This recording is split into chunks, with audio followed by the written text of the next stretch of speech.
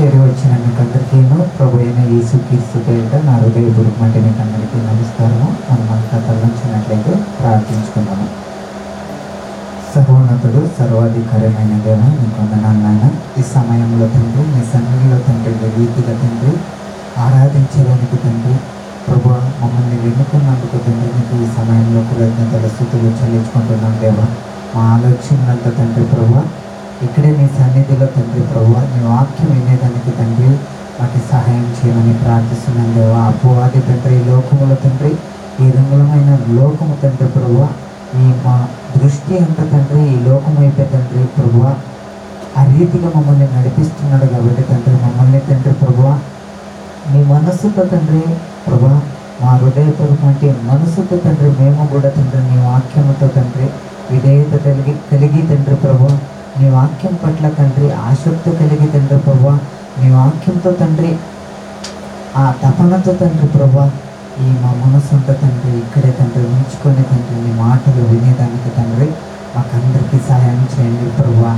ఎందుకంటే తండ్రి లోకము తండ్రి ప్రభు గ్రహించిపోతుంది కనుక తండ్రి ప్రభు ఏదో ఒక దినము తండ్రి ప్రభు ఈ లోకము తండ్రి ప్రభు మమ్మల్ని కూడా తండ్రి ప్రభు బాధతో తండ్రి ఈ లోకాన్ని విడిచిపెట్టి వెళ్ళిపోతాము గనక తండ్రి ఇది శాశ్వతం కాదు అనక తండ్రి ప్రభు అపవాది తండ్రి ప్రభు మీ యొక్క ప్రేమతో తండ్రి ప్రభు ఆ ప్రేమ లేక తండ్రి మా పట్ల తండ్రి ఆ ఆసక్తితో తండ్రి ప్రభు పుట్టించి తండ్రి ఆ వర్షము తండ్రి చేసుకోవాలనే ఆలోచనతో ఉంటాడు కాబట్టి తండ్రి ప్రభు మేము అవకాశం ఇక తండ్రి ప్రభు నీకే తండ్రి అవకాశం ఇస్తూ తండ్రి మిమ్మల్ని కనపరుస్తూ మిమ్మల్ని మహిమపరుస్తూ తండ్రి మీ కొరకు తండ్రి ఈ లోకంలో తండ్రి సజీవంగా తండ్రి ప్రభు మేము జీవించాలని ప్రభు ఆశతో తండ్రి మిమ్మల్ని ఆరాధిస్తున్నాము తండ్రి. ఈ సమయంలో తండ్రి మీరే మాతో మాట్లాడమని ప్రార్థిస్తూ ఘనత మహిమ ప్రభావంలో చెల్లిస్తూ యేసుక్రీస్తు నామంలో అడిగి ప్రార్థిస్తున్న కన్న తండ్రి ఆమేన్.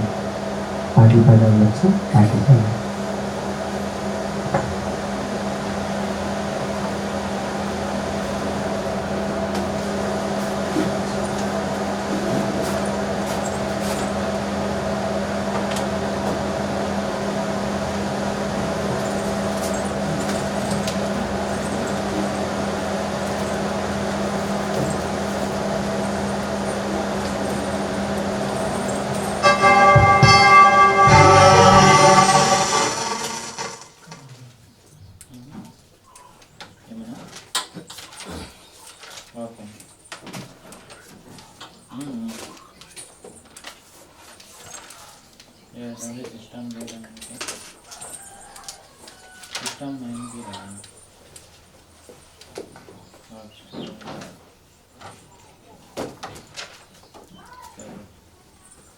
నీ దయలో నీ కృపలో కాచితివి గత కాలము నీ దయలో నీ నీడలో దాచుమయా జీవితాంతము నీ ఆత్మతో నన్ను నింపుమా నీ సేవలో ఫలింపగా దేవా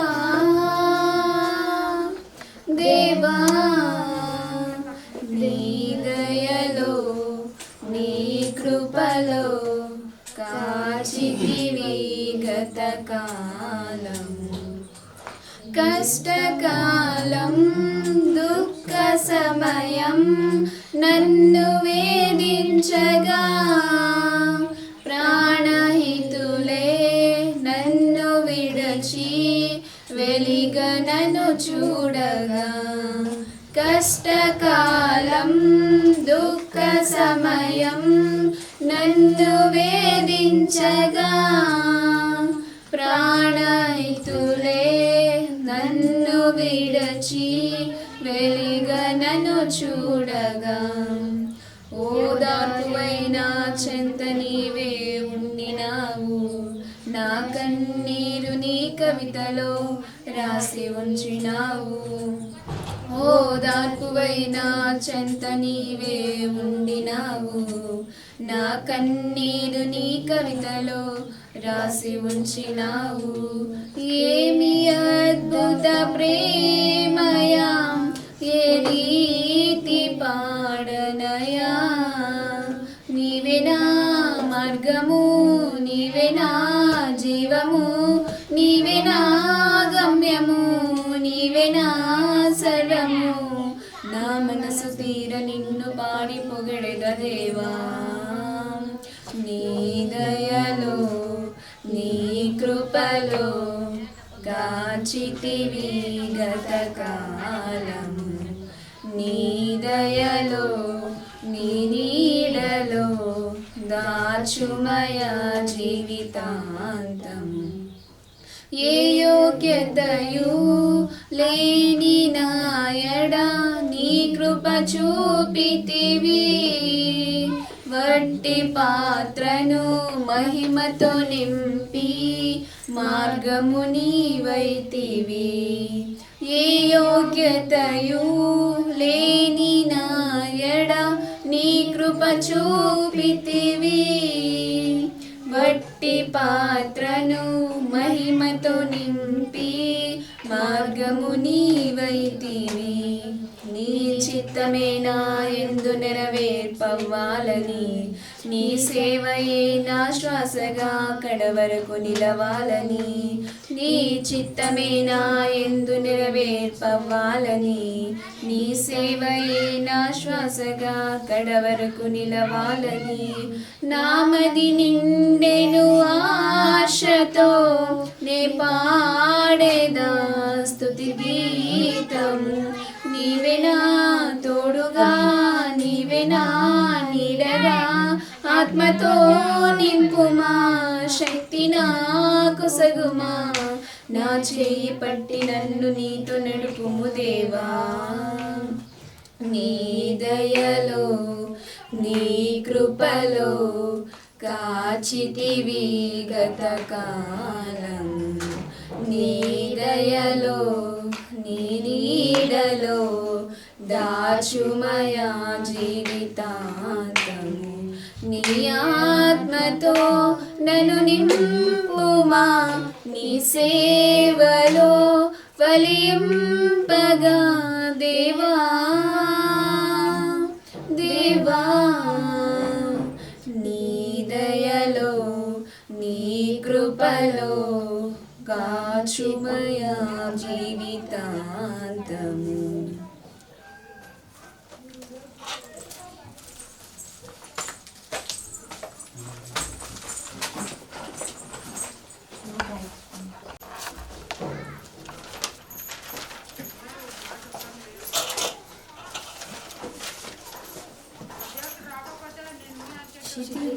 శిథిలమైపోతుంది మానవ దేహం, అది దేవుడు నిర్మించిన దేవాలయము.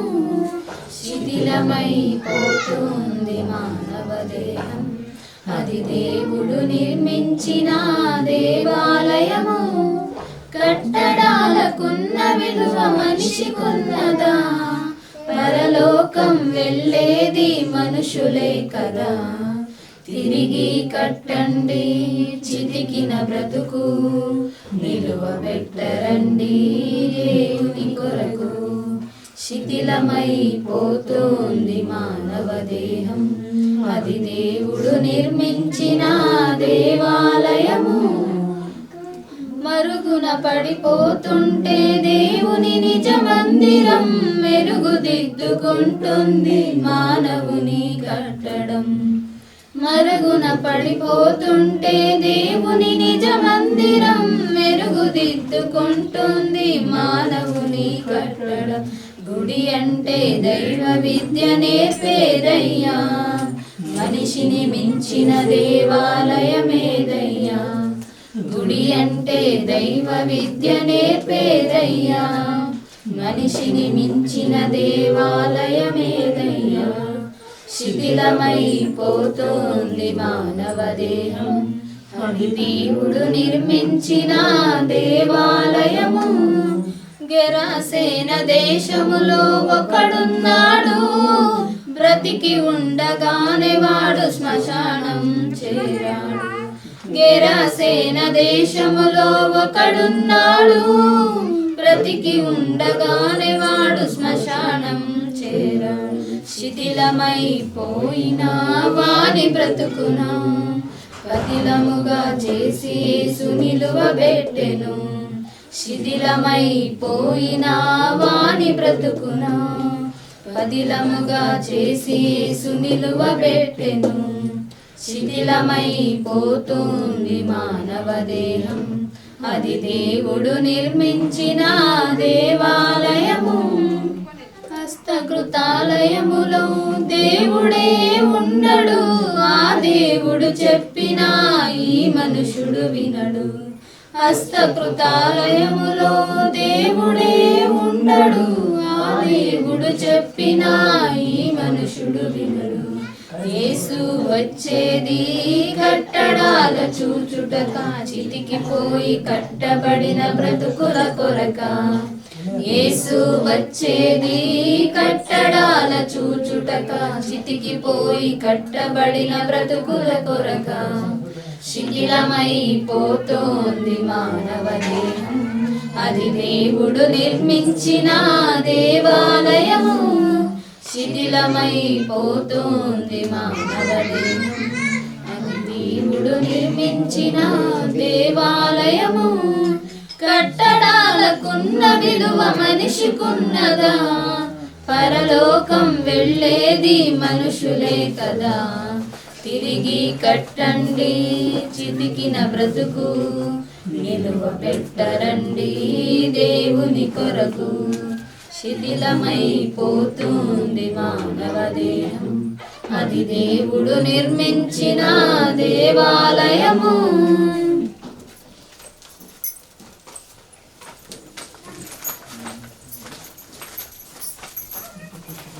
మనమంతా లేచి నిలబడుకున్నాము. గాలియా పర్మిషన్ ఇచ్చి గావిత్రి వచ్చి చదివి వినిపిస్తుంది.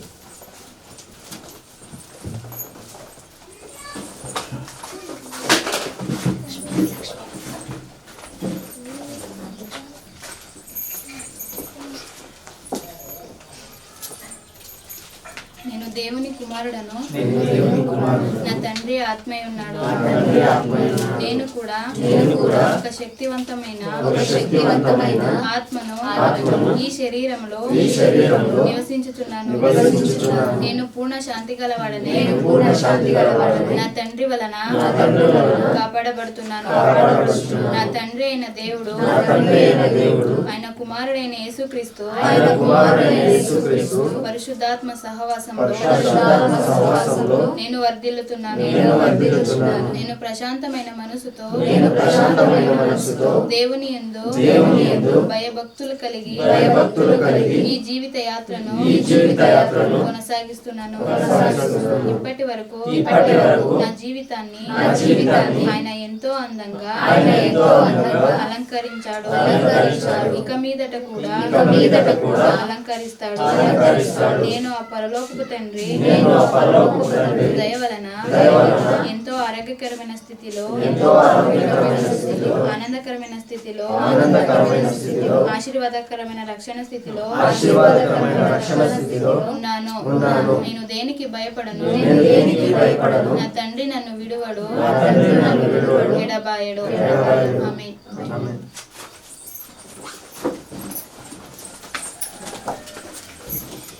గాలియా పర్మిషన్స్ వినిపించిన థ్యాంక్స్ అమ్మా.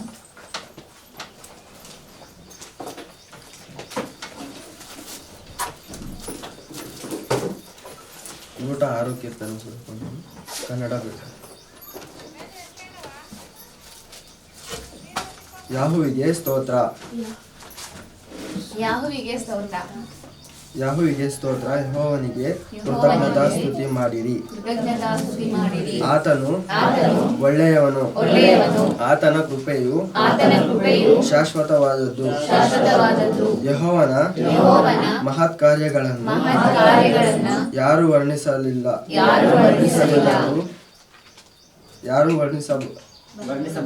ವರ್ಣಿಸಬಲ್ಲರು. ಆತನನ್ನು ತಕ್ಕಂತೆ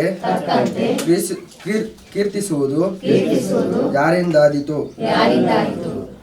ಯಾವಾಗಲೂ ನ್ಯಾಯವನ್ನು ಕಾಪಾಡುವವರು ನೀತಿಯನ್ನು ಪಾಲಿಸುವವರು ಧನ್ಯರು.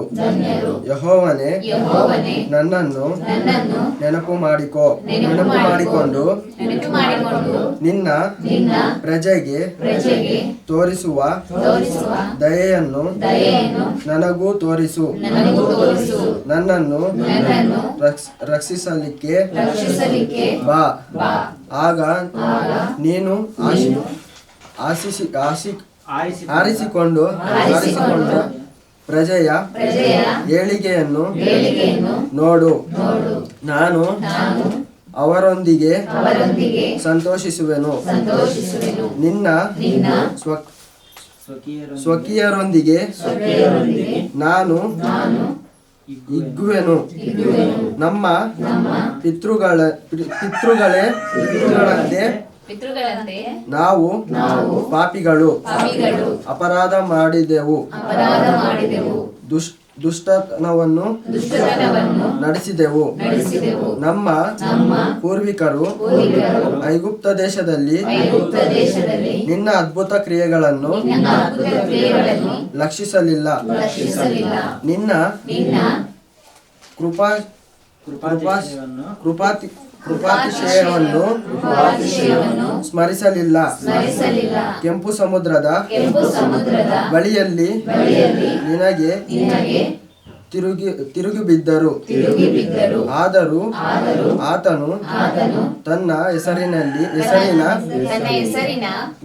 ನಿಮಿತ್ತವಾಗಿ ಆತನು ತನ್ನ ಶೌರ್ಯವನ್ನು ಪ್ರಕಟಿಸುವುದಕ್ಕಾಗಿಯೂ ಅವರನ್ನು ರಕ್ಷಿಸಿದನು.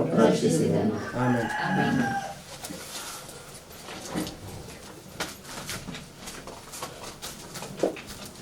కీర్తనలను చదివించినందుకు సోదరి గారికి సముద్రపన వందనాలు. దైవంగా కష్టవార్తను అందిందాము. ఈత వచ్చి దేవుని మాటలుగా బోధిస్తుంది.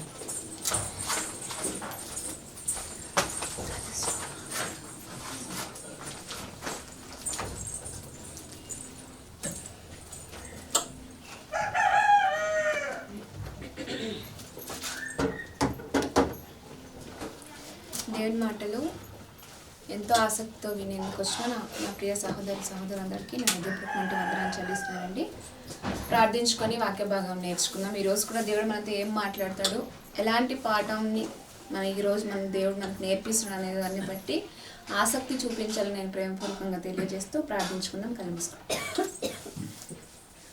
పరిశుద్ధుడా, ప్రేమ కలిగిన మా ప్రియ పరలోకపు తండ్రి, పవిత్రుడు, ఘనతకు అర్హుడు గనుక తండ్రి, ప్రభువ మీ నామానికి మహిమకరంగా మా బ్రతుకులు తండ్రి ఎలా బ్రతుకుతున్నామో అనేది మాకు మేము పరీక్షించుకున్నటకు మాకు సహాయం చేయమని ప్రార్థిస్తున్నాము తండ్రి.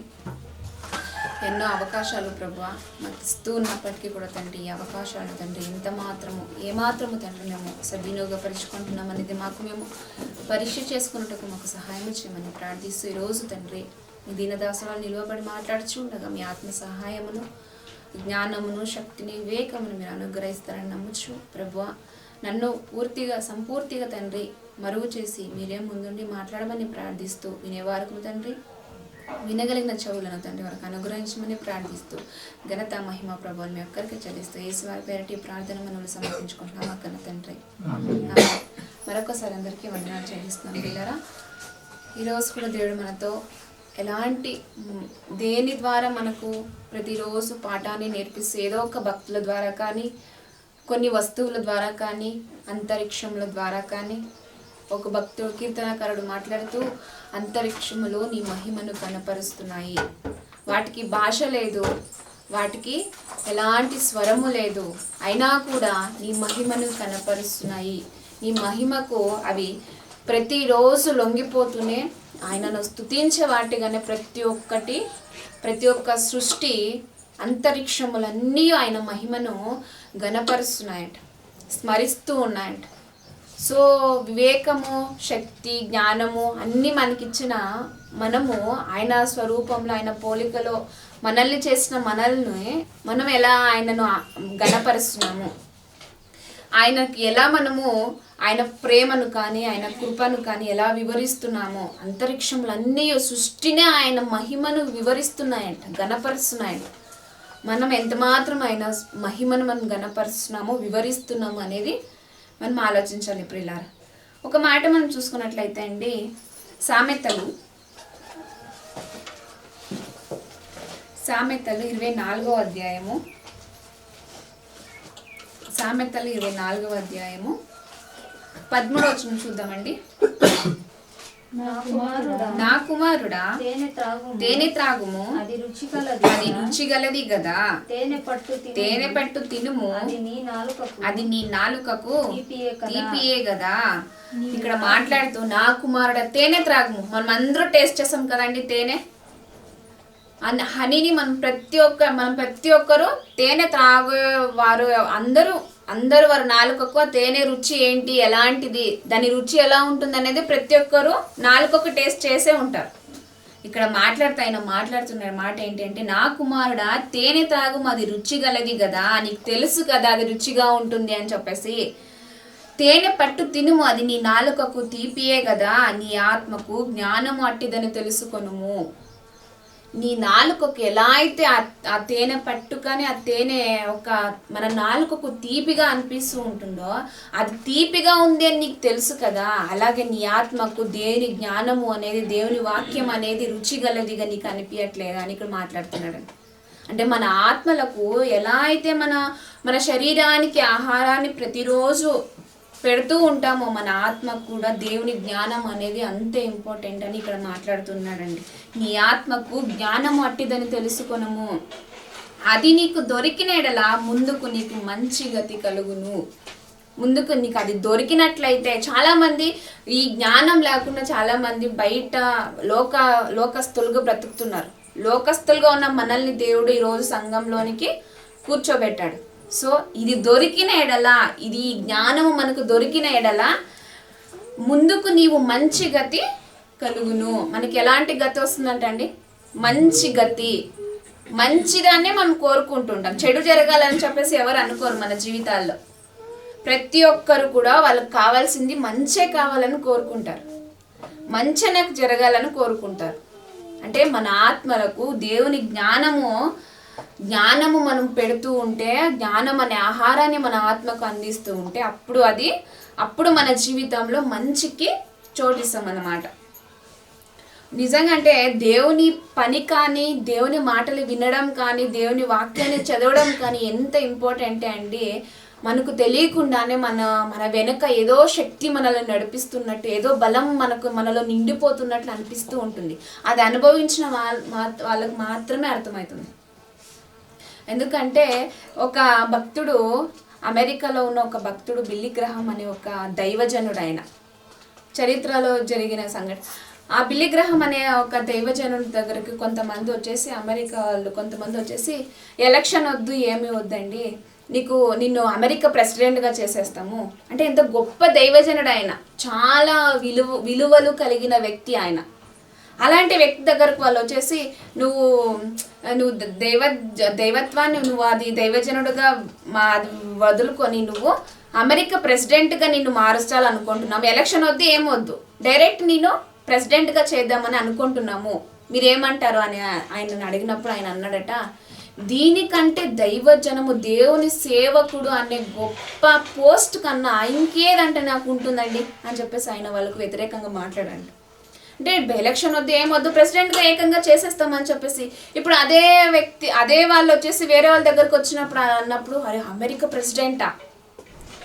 ప్రెసిడెంట్ అంటే ఎంతమందికి ఉంటుందండి ఆశ? ప్రెసిడెంట్ కావాలి, అధ్యక్షుడు కావాలి అని చెప్పేసి ప్రతి ఒక్కరికి ఆశ ఉంటుంది. అదంతా ఈజీగా ఆయనకి ఏ ఎలక్షన్ లేకుండా కూడా ఆయనకు వచ్చేసిందట. కానీ దాన్ని కూడా ఈ గొప్ప దైవజనుడు, దేవుని పనిలో వెళ్తున్న సేవకుడు, నాకు దీనికంటే గొప్ప పోస్ట్ ఏది నాకు లేదు అని చెప్పేసి ఆయన మాట అన్నాడంట. ఎంత గొప్ప మాట ఆయన అన్నాడండి బిల్లీ గ్రహం గారు. ఆయన చరిత్రలో ఇంకా ఆయన కూడా ఒక క్రిస్టియన్, ఆయన కూడా ఎన్నెన్నో మాటల ద్వారా ఇతరులకు మాదిరికరంగా నిలిచాడు ప్రియులారా. గనుక ప్రియులారా, మనము ఈ యొక్క దేవుని సేవ అనేది చాలా మనకి ఇంపార్టెంట్. దేవుని సేవలో మనము ముందుకు వెళ్తూ ఉన్నాము అంటే ఆయన కృప, ఆయన దయ. గనుక ఆయన మహిమను వివరించే వారుగా ప్రతి ఒక్కరు ఉండాలని నేను ప్రేమపూర్వకంగా తెలియజేస్తున్నాను. ఎన్నో వస్తువుల ద్వారా కానీ ఎంతో సృష్టిని ద్వారా కానీ దేవుడు మనకు ఏదో ఒక పాఠాన్ని నేర్పిస్తూ ఉంటాడు. వస్తువుల్లో నీ వాక్యము బండను బద్దలు కొట్టు వంటి సుత్తి వంటిది కాదా అని వాక్యం సెలవిస్తుంటాడు. సుత్తితో పోల్చాడు బండని. ఎటువంటి బండ హృదయాలు కలిగినప్పటికీ కూడా నీ వాక్యము బండని సుత్తి ఎలా అయితే పగలగొట్టేస్తుందో బండ హృదయాలు కలిగిన నీ హృదయంలో వాక్యం అనే సుత్తితో పగలగొట్టగలదు. ఇలా కొన్ని వస్తువులతో మనకు పాఠాన్ని నేర్పిస్తూ తర్వాత ఒక పాము ద్వారా కూడా మనకు ఒక పాఠాన్ని నేర్పిస్తాడు. పావురము వలె నిష్కపటలుగా ఉండండి, పాము వలె వివేకము కలిగి ఉండండి అని మనకు నేర్పిస్తుంది. పాముకు కలిగిన వివేకము మనకుందా అనేది మనం ఆలోచించాలి. పాముకి ఎలాంటి అపాయం వచ్చినా కూడా అది ముందుగానే గ్రహించుకొని తప్పించుకోవడానికి తయారుగా ఉంటుంది, ట్రై చేస్తూ ఉంటుంది ప్రతిరోజు. మనకు ఏదైనా ఏదైనా మనకు బాధ కలిగించాలని కానీ ఏదో ఒక బలహీనతలో దొబ్బేయాలని కానీ అది చూసినప్పుడు మనం తప్పించుకోలేకపోతున్నాం. ఎందుకు అంటే దేవుని వాక్యం మన హృదయంలో లేకపోతే మనం బలహీన పడిపోతాము. పావురములే నిష్కపటము, ఏ కపటము మన హృదయంలో లేకుండా ఉన్నట్లు నిష్కపటులుగా ఉండాలని వాక్య భాగం సెలవిస్తుంది. పావురముతో నిష్కపటము నేర్పిస్తే పాముతో వివేకము నేర్పిస్తున్నాడు.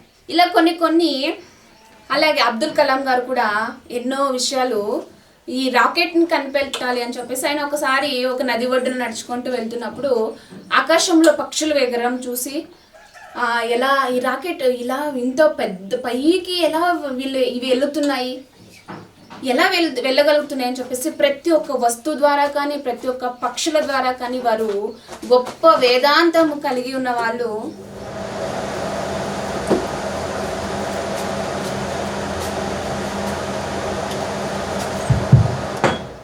గొప్పగా వాళ్ళు ఒక శాస్త్రవేత్తలు కానీ గొప్ప వ్యక్తులు కానీ వాళ్ళు ప్రతిదీ సృష్టిలో ఒక్కదాన్ని చూసి నేర్చుకున్న వారే పాఠం. ఈరోజు కూడా దేవుడు మనతో ఆయన ఆ ఒక పక్షుల్ని చూసి రాకెట్ కనిపెట్టాలని చెప్పేసి ఆయనకు ఒక ఆలోచన వచ్చిందంట. ఇలా మనకు కొన్ని వస్తువుల ద్వారా దేవుడు మనకు నేర్పిస్తూ ఉంటాడు. ఈరోజు కూడా ఒక వస్తువు ద్వారా ఎన్ని పాఠాలు నేర్చుకోవచ్చునండి. ఆ వస్తువు ఏంటంటే మనకు చాలా పరిచయం అయినది. అది ఒక పెన్సిల్. ప్రియులారా, పెన్సిల్ అందరికీ తెలుసు కదండి. పెన్సిల్ ఏంటంటే పెన్సిల్ మనకేం నేర్పిస్తుంది పాఠం? పెన్సిల్ ఆఫ్టర్ ఆల్ 5 రూపీస్ అంతే కదా. 5 రూపీస్ కలిగిన ఈ పెన్సిల్తో మనమేం పాఠం నేర్చుకుంటాము అని చెప్పేసి మనకు డౌట్ రావచ్చు. కానీ పెన్సిల్ అండి, ఆ పెన్సిల్ మనకు ఎన్ని గుణపాఠాలు నేర్పిస్తుంది అనేది ఈరోజు మనం నేర్చుకుందాం. దానిలో ఒక 5 గుణపాఠాలు మనం ఈరోజు నేర్చుకుందాం ప్రియులారా. పెన్సిల్లో ఫస్ట్ ఆఫ్ ఆల్ మొదటి పాయింట్గా ఏంటి అంటే అది కరిగిపోతూ, ఇప్పుడు మనం పెన్సిల్ రాస్తూ ఉంటాం కదండి. పెన్సిల్ రాస్తూ ఉన్నప్పుడు బుక్లో మనకి ఏం ఏర్పడతాయి? అక్కడ అక్షరాలు అంటే దాని ముద్రలు. పెన్సిల్లో వ్రాత రాస్తూ ఉన్నప్పుడు దాని ముద్రలు అది కరిగిపోతూ దాని ముద్రలు బుక్ మీద వేసి వెళ్ళిపోతుంది. అది కరిగిపోతూ దాని ముద్రలు, దాని యొక్క అక్షరాలు చిరకాలంగా నిలిచివే. మనం ఎలా జాగ్రత్తగా కాపాడుకుంటే ఆ బుక్లో ఉన్న అక్షరాలు అలాగే జాగ్రత్తగా ఉంటాయి. ఆ పెన్సిల్లో వెళ్ళిపోతూ కరిగిపోతూ అరిగించి అది ఏం చేస్తుంది అంటే దాని ముద్రలు వేస్తుంది. ఈరోజు మనము కూడా మన జీవితము కరిగిపోతూ ఉంటుంది. ఎప్పుడు చనిపోతామో తెలీదు, ఎప్పుడు వెళ్ళిపోతామో తెలీదు. మన ముద్ర సంఘంలో ఉందా? పలానా అక్క వచ్చేదండి, చాలా గొప్ప భక్తి కలిగిన ఒక అక్క అండి. ఇతరుల గురించి మనం సాక్ష్యం మన జీవిత సాక్ష్యం ఇతరుల గురించి మాట్లాడుకోవాలి అంటే పలానా ఒక అన్న వచ్చాడండి, లేదంటే పలానా ఒక చెల్లి, ఇలాంటి వాళ్ళు ఉన్నారండి. వాళ్ళు ఎంత గొప్ప భక్తి జీవితం కలిగి ఉండేవాళ్ళంటే ఇలాంటి ముద్రలు. అంటే ఇలాంటి ముద్ర మన సంఘంలో మనం వేస్తున్నామా? మనం ఆలోచించాలండి. ఆ పెన్సిల్ కరిగిపోతూ దాని ముద్రలు ఎలా అయితే ఒక తెల్లటి పేపర్ మీద రాసి కరిగిపోతుందో మన జీవితము కరిగిపోయేలోగా మన ముద్ర అనేది సంఘంలో ఉందా లేదా అనేది ఆలోచించుకోవాలి ప్రియులారా. ఇది మొదటి పాయింట్గా ఆలోచిస్తే ఇది మొదటి దాన్ని కరిగిపోతూ దాని ముద్ర వేసి వెళ్తుంటే మన జీవితం కూడా కరిగిపోతూ మన ముద్ర సంఘంలో లోకంలో కానీ ఉందా లేదా అనేది మనం ఆలోచించుకోవాలి. మన ముద్రలు అంటే మన క్రియలు కదండి. మన క్రియల ద్వారా మనం ఇతరులకు సాక్ష్యంగా ఉండాలి అంటే మన క్రియలు పర్ఫెక్ట్గా ఉండాలి. మన క్రియలు ఉంటే మాత్రమే అది మనము ముద్ర అనేది పడిపోతుంది. ఇప్పుడు చెడ్డ వాళ్ళు కూడా మనకు కనిపిస్తూ ఉంటారు, చెడు చేసే వాళ్ళు కూడా మనకు కనిపిస్తూ ఉంటారు. వాళ్ళని మనము చూసినప్పుడు మనకి ఏమనిపిస్తుందండి? మనం తీర్పు తీర్చేది కాదు, కానీ వాళ్ళు చాలా చెడిపోయి ఉన్నారు, అది మనకు క్లారిటీగా కనిపిస్తుంది. అలాంటి వాళ్ళని చూసి మనకు అసహ్యం పుడుతుంది. అంటే నీతిమంతులను జ్ఞాపకం చేసుకొనుట ఏంటండి? నీతిమంతులను జ్ఞాపకం చేసుకొనటము ఆశీర్వాదకరము మనకు. నీతిమంతులు వాళ్ళు ఎలా అయ్యారు? వాళ్ళ ముద్రలు, వారి యొక్క సాక్ష్యపు జీవితాన్ని సంఘంలో కానీ లోకంలో కానీ వేసి వాళ్ళు కరిగిపోయారు. వారి జీవితాన్ని ముగించుకొని, లోకాన్ని ముగించుకొని వారు వెళ్ళిపోయారు. కనుక ప్రియులారా, మన ఒక భక్తి జీవితాన్ని ఒక ముద్ర వల్లే మనం సంఘంలో వేసి మనం వెళ్ళిపోవాలి. అలాంటి భక్తి జీవితం మనం కలిగి ఉండాలి. మాట్లాడుకోవాలి వాళ్ళ భక్తి జీవితం ఎంత గొప్పదండి. అసలు వాళ్ళు చేసే భక్తి ఇతరులు కూడా చేయలేరేమో. అలాంటి భక్తి, అలాంటి ఒక సాక్ష్యము మనం కలిగి ఉండాలని ప్రేమపూర్వకంగా తెలియజేస్తాం పిల్లరా. ప్రతి ఒక్కరు ఇలాంటి ఒక ఆలోచన. పెన్సిల్ ఎలా అయితే ఈ ఒక్క పాఠం ఇంకా మొదటి పాఠమే మనకి ఇది నేర్పిస్తుంది పెన్సిల్. దాని ముద్రలు అది వేసి కరిగిపోతుంది. రెండవదిగా దిద్దుబాటుకి ఎప్పుడు సిద్ధంగా ఉంటున్నది. దిద్దుబాటు అంటే ఇప్పుడు పెన్సిల్ మనం చూసాం కదా, పెన్సిల్ వెనకాలనే ఏదో ఇప్పుడు అవైలబుల్ ఉంది, లేదంటే మన చేతిలో అయినా అవైలబుల్గా మనకు ఉంటుంది. అది ఎప్పుడు దిద్దుబాటుకి. ఏదైనా చిన్నగా అక్షరం ఏదైనా తేడాగా మనం రాసామంటే, తప్పు రాసామంటే మనం ఏం చేస్తాం? వెంటనే ఎరేజ్ చేసేస్తాం అది కదండి. తప్పుగా మనం ఏదైనా రాస్తే వెంటనే ఆ పెన్సిల్ ఎరేజర్తో మనము చెరిపేసుకుంటాం. అంటే అది రెండో పాయింట్గా ఏంటి అంటే దిద్దుబాటుకి ఎల్లప్పుడూ సిద్ధంగా ఉంటుంది. మనము మన జీవితాల్లో ఏదైనా తప్పుడు కార్యాలు కానీ, దొంగతనం కానీ, ఇంకా కొన్ని ఎన్నో తప్పులు మనకు తెలియకుండానే ఎన్నో తప్పులు మన జీవితాల్లో జరిగిపోతూ ఉంటాయి. నువ్వు ప్రతిరోజు వాక్యం అనే ఒక దిద్దుబాటుతో మనం దిద్దుకుంటున్నామా? వాక్యం అనే జ్ఞానంతో మన హృదయాల్లో మనం దిద్దుకుంటున్నామా లేదా? మనం ఎల్లప్పుడూ నిజంగా అండి మన విశ్వాసము దేవుని గణపరిస్తే దేవుడు విశ్వాసులను గణపరుస్తాడు.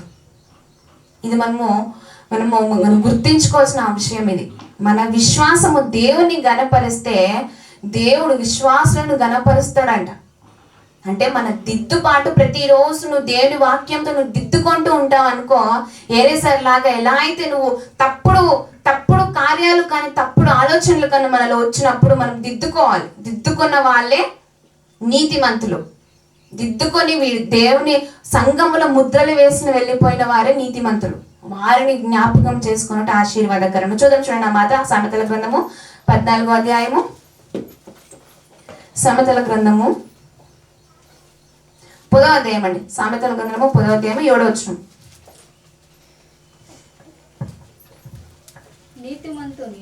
నీతిమంతుని జ్ఞాపకము చేసుకొనుట ఆశీర్వాదకరమగును.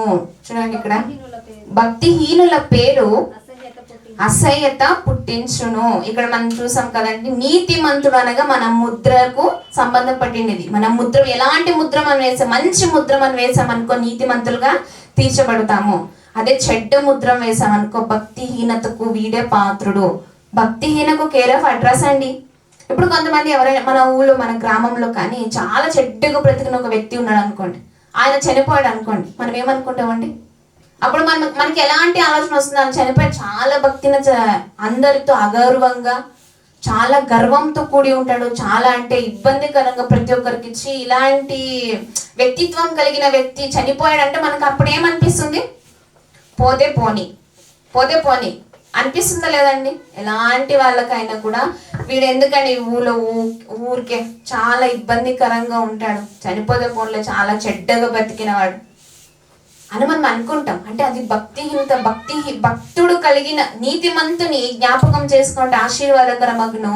భక్తిహీనుల పేరు అసహ్యత పుట్టించును. అసహ్యం కలుగుతుంది. అదే మన ముద్ర భక్తితో కలిగి ఉండేదైతే ఎంతమంది ఎన్ని మాటలు ఎంతో గొప్పగా మాట్లాడుకుంటారు మన గురించి. ఏదో మనకు గొప్ప రావాలని కాదు, కానీ దేవుని నామానికి మహిమకరంగా వీళ్ళు బ్రతకారండి అన్న ఒక ముద్ర మనకు కావాలి ప్రియులారా. ఆ పెన్సిల్ కరిగిపోతే ఎలా అయితే అక్షరాల ముద్ర వేస్తుందో, దిద్దుబాటుకి ఎల్లప్పుడూ సిద్ధంగా ఉంటుందో, రెండవదిగా మనం దిద్దుకుంటున్నామా లేదా అనేది మనం ఆలోచించాలండి. అలాగే నీతిమంతుని జ్ఞాపకం చేసుకుంటే ఆశీర్వాదకరమును, భక్తిహీనుల పేరు అసహ్యత పుట్టించును. అసహ్యం కలుగుతుందండి. మనం గుర్తించుకోవాలి ప్రియులారా, నీ బలహీనతలే నీ బలాన్ని ఏదో ఒక రోజు మింగివేస్తుంది. జాగ్రత్త. మన బలహీనతలే మన బలాన్ని, దేవుని వాక్యంలో నుండి వచ్చే బలాన్ని మన బలహీనత మింగేస్తుంది.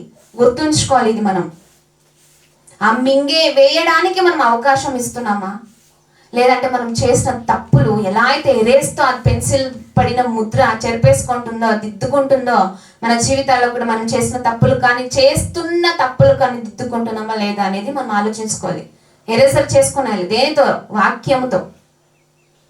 దేవుని వాక్యంతో ఎరేస్ చేసుకుంటూ ఉన్నప్పుడే మన యొక్క శక్తి మరింత ఎక్కువగా దేవుని నామానికి ఘనపరిచే విధంగా మన బలాన్ని ఆయన ఇంకా ఇంకా ఎక్కువగా మనల్ని నడిపిస్తూ ఉంటాడు. మన బలాన్ని మరింత ఎక్కువగా ఆయన పెంచుతూనే ఉంటాడు. బలం దేని కొరకు కావాలి? దేవుని సేవ చేయుటకు, దేవుని మాటలు మాట్లాడుటకు, ఆయన వాక్యాన్ని చదువుటకు, ఆయన కొరకు ఇతరులకు సాక్ష్యంగా బ్రతుకుటకు ఆయన బలాన్ని మనకు ఇస్తూనే ఉంటాడు. ఈ బలాన్ని మనకు వద్దా అండి? ఈ వాక్యం మనకు అవసరం లేదా? ఇలాంటి వాక్యము మనము నిరాకరించే వారుగా మనం ఉన్నట్లయితే భక్తిహీనతకు నువ్వు కేర్ ఆఫ్ అడ్రస్ అయిపోతావు. వాళ్ళు భక్తి కలిగే ఉంటారండి, కానీ వారు నడుచుకోరు. అంటే భక్తిహీనతకు మనము కొన్ని మాటలు మాట్లాడుకున్నట్లయితే, ఇతరుల గురించి కొండెంలాడు మాటలు కానీ, ఇతరుల గురించి మనం అసహ్యంగా మాట్లాడటం కానీ, ఇవన్నీ మనం దిద్దుకోవాలండి. ఇంకా కొన్ని ఎన్నో చెడు కార్యాలు వారి హృదయాలకు వాళ్ళకి వస్తూ ఉంటాయి, కానీ అవన్నీ మనం దిద్దుకుంటున్నామా, ఎరేస్ చేసుకుంటున్నామా మన హృదయం వాక్యముతో అనేది గ్రహించుకోవాలి ప్రియులరా. నిజంగా అంటే మరొక మాట మనం చూసినట్లయితే ప్రియులరా, మూడవదిగా ఇప్పుడు పెన్సిల్ మనము ఏం చేస్తామంటే, అది షార్ప్నెస్ రావాలంటే ఏం చేస్తాం? చెక్కుకోవాలి. అంటే అప్పుడు మనం చిన్నప్పటి కాలంలో ఏం చేసేవాళ్ళండి? బ్లేడ్తో చెక్కుకునేవాళ్ళు కదండి. బ్లేడే ఇప్పుడు షార్ప్నర్లు వచ్చేసాయి, కానీ అప్పుడు బ్లేడే ఎక్కువ అంటే యూజ్ చేసేవాళ్ళు. కొనుక్కోలేని పరిస్థితిలో ఉన్న వాళ్ళు కూడా బ్లేడ్తో యూజ్ చేస్తారు. అప్పుడు బ్లేడ్తో చెక్కుకున్నారు, పెన్సిల్ని చెక్కుకొని రాత రాసేవాళ్ళు. అంటే ఇప్పుడు ఆ పెన్సిల్ నాకు నొప్పి వస్తుంది, నాకు బాధ కలుగుతుంది, నాకు ఏడుపు వస్తుంది అని చెప్పి చెక్కడం మానేస్తే అది షార్ప్నెస్ వస్తుందా? రాదు. అంటే ఆ నొప్పి అనేది, దానికి షార్ప్నెస్ రావాలంటే నొప్పి దానికి కావాలి. మన జీవితాల్లో కూడా మనకు షార్ప్నెస్ రావాలంటే, మన భక్తి జీవితాన్ని మనకు పౌరుషంగా మనం దేవుని కొరకు బ్రతకాలంటే, మన జీవితాల్లో కూడా ఎన్నో ఆటంకులు మనకు ఎదురవుతూ ఉంటాయి, ఎన్నో ఇబ్బందులు మనకు ఎదురవుతూ ఉంటాయి. వాటన్నిటినీ మనము జయించేవారిగానే ఉండాలి. జయించేవారిగానే, నాకు ఎంత నొప్పి వచ్చినా పర్వాలేదు ప్రభువా, నీ సేవలు ఎంత బాధ కలిగినా పర్లేదు, నీ సేవలో నీ యొక్క పని నేను చేస్తున్నాను, నీ కొరకు నేను యథార్థంగా బ్రతుకుతున్నాను. ఎన్ని బాధలు, ఎన్ని కష్టాలు నా తలుపు తట్టినా సరే నేను నీతిమత్వంగానే కలిగి బ్రతుకుతాను అని ఎంతమంది మాట చెప్పగలుగుతున్నారండి దేవునితో? ఏకాంత సమయంలో ఉన్నప్పుడు ఈ మాట ఎంతమంది చెప్పగలుగుతున్నారు అనేది ఆలోచించుకోవాలి. అందుకే చెప్తాడు, అందుకే అంటుంది, శ్రమ అనే తల్లికి పుట్టే శిశువే విజయం. గుర్తించుకోవాలండి ఇది. శ్రమ అనే తల్లికి పుట్టేదే శిశువే విజయము. ఇలా ఉదాహరణలు క్రీస్తు ప్రభు ఎన్నో చెప్పేశాడని, ఎన్నో ఉపమానాలు ఆయన ఇచ్చాడు మనకు. ఎన్నో ఉదాహరణల ద్వారా చెప్తేనే కొంతమందికి అర్థమవుతుంది. ఉదాహరణ ప్రతి మాటకు ఉదాహరణ ఇస్తూ ఆయన యేసు ప్రభు వారు మాట్లాడుకుంటూ ఉపమానాల రీతిగానే చాలా మందికి బోధించాడు ఆయన. ఇలాగే శ్రమ అనే తల్లికి పుట్టే శిశువే విజయము. అంటే మనకు శ్రమ వస్తేనే విజయము. శ్రమ అనే బాధకి వచ్చేది విజయం. ఆలోచించుకోవాలి. శ్రమకు పుట్టే శిశువే విజయము. ఎంత శ్రమ అనేది మనకు వచ్చినప్పుడు, దాన్ని ఎదుర్కొన్నప్పుడే మనకు వచ్చేదే విజయం. అంటే మన యొక్క దేవుని కొరకు బ్రతకాలి అని మనం నిర్ణయించుకున్నప్పుడు అన్నీ వస్తాయి, అన్నీ తట్టుకోవాలి దేవుని కొరకు. తర్వాత ఏదో ఒక రోజు దేవుడు మనకు విజయము మన సొంతం చేస్తాడు. విజయము మనల్ని బానిసగా చేసేస్తాడు. గనుక ప్రియులారా మనము ఆలోచించాల్సిన విషయం, అది చెక్కుకున్నప్పుడు పెన్సిల్ ఎలా అయితే దాన్ని చెక్కుతున్నామో, షార్ప్ చేస్తూ ఉంటామో, అది అప్పుడు ఆ ముళ్ళు అనేది షార్ప్నెస్కి తయారైపోతుంది. మనం మన జీవితాల్లో మనం చెక్కుకున్నప్పుడు దేవుని వాక్యంతో మన హృదయాన్ని మనం చెక్కుకోవాలి. చెక్కుకున్నప్పుడే షార్ప్నెస్కి చోటు ఉంటుంది. అక్కడ షార్ప్నెస్ లేదు అంటే, ఇప్పుడు ఏదో మొడ్డిగా ఉంది అనుకోండి, షార్ప్నెస్ లేకుండా పెన్సిల్ రాయగలమా సరిగ్గా? మనము రాయలేము. రాయాలి అంటే షార్ప్నెస్ కావాలి. అలాగే మన జీవితంలో కూడా దేవుని కొరకు బ్రతకాలి అంటే నీ హృదయాన్ని నువ్వు చెక్కుకోవాలి. నీ హృదయాన్ని నువ్వు కాపాడుకోవాలి దేవుని వాక్యంతో. నా హృదయాన్ని నేను కాపాడుకోవాలి దేవుని వాక్యంతో, చెక్కుకోవాలి. అప్పుడే షార్ప్నెస్ అనేది మనకు వస్తుంది.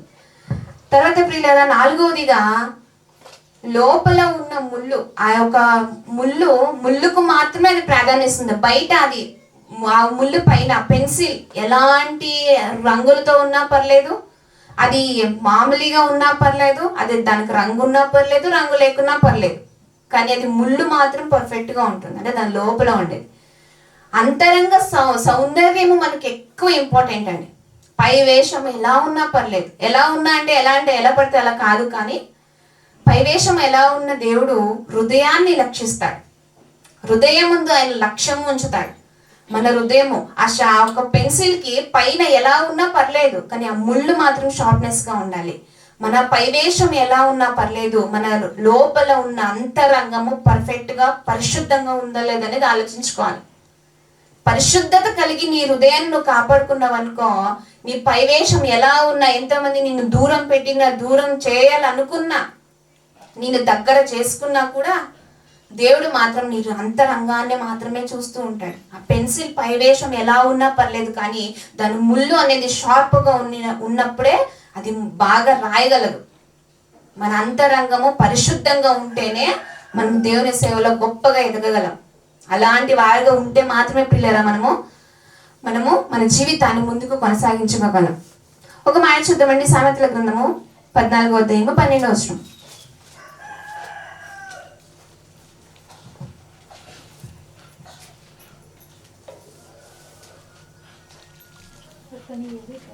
అతని ఎదుట ఒకని ఎదుట సరి అయినదిగా కనబడు మార్గము కలదు, అయితే తుదకు అది మరణమునకు త్రోవ తీయును.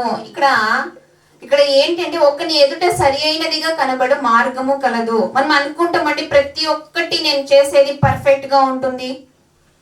ఇప్పుడు పెన్సిల్ నేను రాసేది పర్ఫెక్ట్ గా ఉంటుంది అంటే అవుతుందా? ఒకరి చేతిలో పడాలి, అది మంచిగా రాయాలి, అలాగ ఉంటేనే బాగా. అంటే ఇక్కడ ఒక ఎదుట సరైనదిగా కనబడే మార్గము కలదు.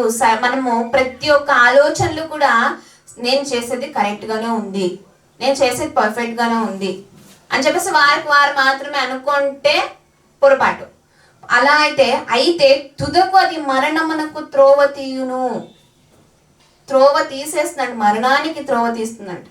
మనం చేసే ప్రతి ఒక్కటి దేవుని మీద మనం ఆధారపడకుండా మన సొంత ఆలోచనలు మాత్రమే, మన సొంత క్రియలు మాత్రమే మనం చేసుకుని ఉన్నప్పుడు మనకు తెలియకుండానే మరణానికి దగ్గర అయిపోయే వారుగా ఉంటాం. ప్రియులారా, ఆలోచించుకోవాలి. మనం చేసే ప్రతి ఒక్క పని, చేసే ప్రతి ఒక్క ఆలోచన సరైనదిగా ఎంచుకోకూడదు. మనం దేవునితో మనం చర్చించాలి, నేను చేసే పని కరెక్టా కాదా. ఎంతమందికి నేను ఒక మార్గదర్శిగా, ఒక సాక్షిగా నేను బ్రతకగలుగుతున్నాను, మాదిరికరంగా ఎంతమందికి నేను ఉండగలుగుతున్నాను, ఎలా నా బ్రతుకు నేను దిద్దుకుంటున్నాను అనేది మనం ఆలోచించుకోవాలి. అందుకే ఎంత మాత్రమును ఒక ఎదుట సరైనదిగా కనబడు మార్గము కలదు ఉంటుందని ప్రతి ఒక్కరికి వారి సొంత ఆలోచనలు ఉంటాయి. కానీ ఆలోచనలు దేవుని ఆలోచనలుగా మార్చుకోవడమే దిద్దుబాటు. ఇలా దిద్దుకుంటే మాత్రమే మనము దేవుని సేవలో ముందుకు సాగలం. అయితే తుదకు అది మరణమునకు త్రోవ తీయును, మరణానికి త్రోవ తీస్తుందంటండి. మన ముద్ర అందుకే పర్ఫెక్ట్గా ఉండాలి. ఇప్పుడు మనము స్ప్రే కొట్టుకుంటాం కదండి, స్ప్రే తెలుసా లేదా? అందరికీ తెలుసు కదండి. ఆ స్ప్రే ఎందుకు కొట్టుకుంటామండి? మంచి సువాసన రావాలి అని చెప్పేసి స్ప్రే కొట్టుకుంటాం. ఆ స్ప్రే ఎంతసేపు ఉంటుందండి? మహా అయితే 24 hours లేదా 48 hours, అంతే కదా. అంతే మాత్రమే అది దాని పని చేస్తూ ఉంటుంది. అదే మంచితనం అనే ముద్ర దేవుని కొరకు ఎంతో గొప్పగా సేవ చేసి బ్రతికి చనిపోయాడనే ఒక ముద్ర. దేవుని కొరకు యథార్థంగా ఏ తప్పు ఆయనలో లేకుండా వచ్చినప్పటికీ కూడా దిద్దుకొని బ్రతకాడండి ఈ ముద్ర. ఆ సెంట్ వాసన కొంతసేపు 24 hours మాత్రమే దాని యొక్క ప్రభావం ఉంటుంది, దాని సువాసన ఉంటుంది. కానీ మన భక్తి జీవితం అనే పరిమళ సువాసాన్ని మనము ఎల్లప్పుడూ ఒక ముద్రలాగా మనము సంఘంలో వేసి వెళ్ళేవారుగా మనం ఉండాలండి. ఇలాంటి ముద్ర ఉంటే మాత్రమే దేవుని కొరకు గొప్పగా జీవించగలం. ఇలాంటి ముద్రలు వేసి మనం వెళ్ళిపోవాలండి. గనుక ప్రియులారా, మనం అలాంటి వారుగా ఉండాలని నేను కోరుకుంటున్నాను. మరొక పాయింట్, ఇప్పుడు ఇంతసేపు ఏమైంది, పెన్సిల్ కరిగిపోతే దాన్ని ముద్రలు వేస్తుంది, దిద్దుబాటుకి సిద్ధంగా ఉంటుంది, ప్రతిరోజు తనకు చెక్కుకోవడానికి అది అవకాశం ఇస్తూ ఉంటుంది. నూతన పరచుకోవాలి మన హృదయాన్ని ప్రతిరోజు వాక్యముతో, ప్రతిరోజు నూతనము పరచు దేవా అని చెప్పేసి దేవునితో ప్రార్థించేవారుగా ఉండాలి. 4వదిగా లోపల ఉన్న ముళ్ళు ఎంత ఇంపార్టెంట్ అంటే అంతరంగ స్వభావం. అది స్వభావం కరెక్ట్గా, ముళ్ళు అనేది కరెక్ట్గా ఉంటే మాత్రమే మంచిగా రాయగలం. పై వేషం ఎలా ఉన్నా పర్లేదు దానికి. మన జీవితంలో కూడా మన అంతరంగ స్వభావము పరిశుద్ధంగా ఉందా లేదా అనేది ఆలోచించుకొని మన పైవేషం ఎలా ఉన్నా పర్లేదు అని చెప్పేసి 4వదిగా ఆలోచించాం నేను. ఇప్పుడు 5వదిగా పెన్సిల్ ఎవరి చేతిలో పడితే అది పర్ఫెక్ట్గా రాయగలదు. మంచిగా రాసే వాళ్ళ చేతిలో పడితేనే కదండి. పిచ్చి గీతలు అంతా రాసేస్తున్నారు అనుకోండి, వాళ్ళ చేతిలో పడింది అనుకోండి, అది వ్యర్థమే. ఆ గీతలు ఎవరికి అర్థమవుతాయి కదండి. అంటే ఒక ఆర్టిస్ట్ చేతిలో పెన్సిల్ పడినట్లయితే మంచి డ్రాయింగ్ రాయగలడు, మంచి చిత్రపటాన్ని ఆయన తయారు చేయగలడు ఆ పెన్సిల్ ద్వారా. అంటే ఆ పెన్సిల్ ఎలా అయితే ఒక ఆర్టిస్ట్ చేతిలో పడితే మంచి డ్రాయింగ్, మంచి చిత్రపటాన్ని అయినా వాళ్ళు రాయగలరో, అంటే మన జీవితం కూడా ఎవరి చేతిలో మన జీవితాన్ని ఉంచుతున్నాం, దేవుని చేతిలో మనం ఉంచాలనేది మనం గ్రహించుకోవాలండి. మన జీవితాన్ని ఎవరు చేతిలో పడితే అది బాగుంటుంది. ఇప్పుడు గాలిపటం ఉంటుంది అనుకోండి, దాని దారం మన చేతిలో ఉన్నంత సేపే అది ఆకాశంలో ఎగరగలదు. అది తెగి పడిపోయింది అనుకోండి, ఏ చెత్త కుప్పలో పడుతుందో, ఏ బురదలో పడుతుందో, ఏ కొమ్మకు చిక్కుకొని విరిగిపోతుందో తెలియదండి. గనుక ప్రియులరా, ఈ యొక్క గాలిపటాన్ని మనం ఆలోచించినట్లయితే ప్రియులరా, ఒక చేతిలో ఉన్నప్పుడు మాత్రమే అది మంచిగా ఆకాశంలో ఎగురుతుంది. దేవుని చేతిలో ఉన్నప్పుడు మాత్రమే మనం కూడా ఆకాశంలో ఉండగలం. మనం ఆయన ఒక కుడి ఫారమున మనం కూర్చోగలం. ఆలోచించాలండి మనం. మన ఒక జీవితం అనే దారాన్ని ఆయన చేతికి అందించేవారుగా ఉన్నారా లేదా ఆలోచించాలండి. ఆ పెన్సిల్ ఎలా అయితే ఒక ఆర్టిస్ట్ చేతిలో పడితే ఒక మంచి డ్రాయింగ్, మంచి ఒక కళాన్ని అక్కడ సృష్టించగలడు, ఒక చిత్రపటాన్ని.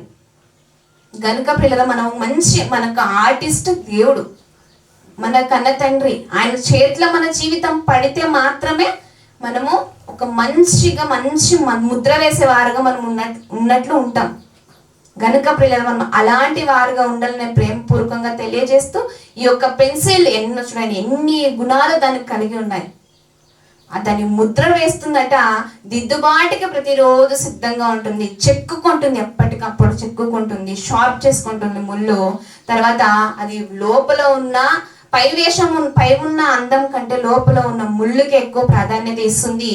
అది నేను ఆర్టిస్ట్ చేతిలో పడితేనే నేను మంచి వ్రాత రాయగలను, మంచి ఒక చిత్రపటాన్ని రాయగలను అని చెప్పేసి అది అనుకుంటుంది. అంటే ఈ పెన్సిల్ నిజంగా దీనిలో ఉండే ఎన్ని గుణాలు మనం నేర్చుకోవచ్చు చూడండి. ఇది కనిపెట్టిన వారు ఎవరో తెలుసా అండి?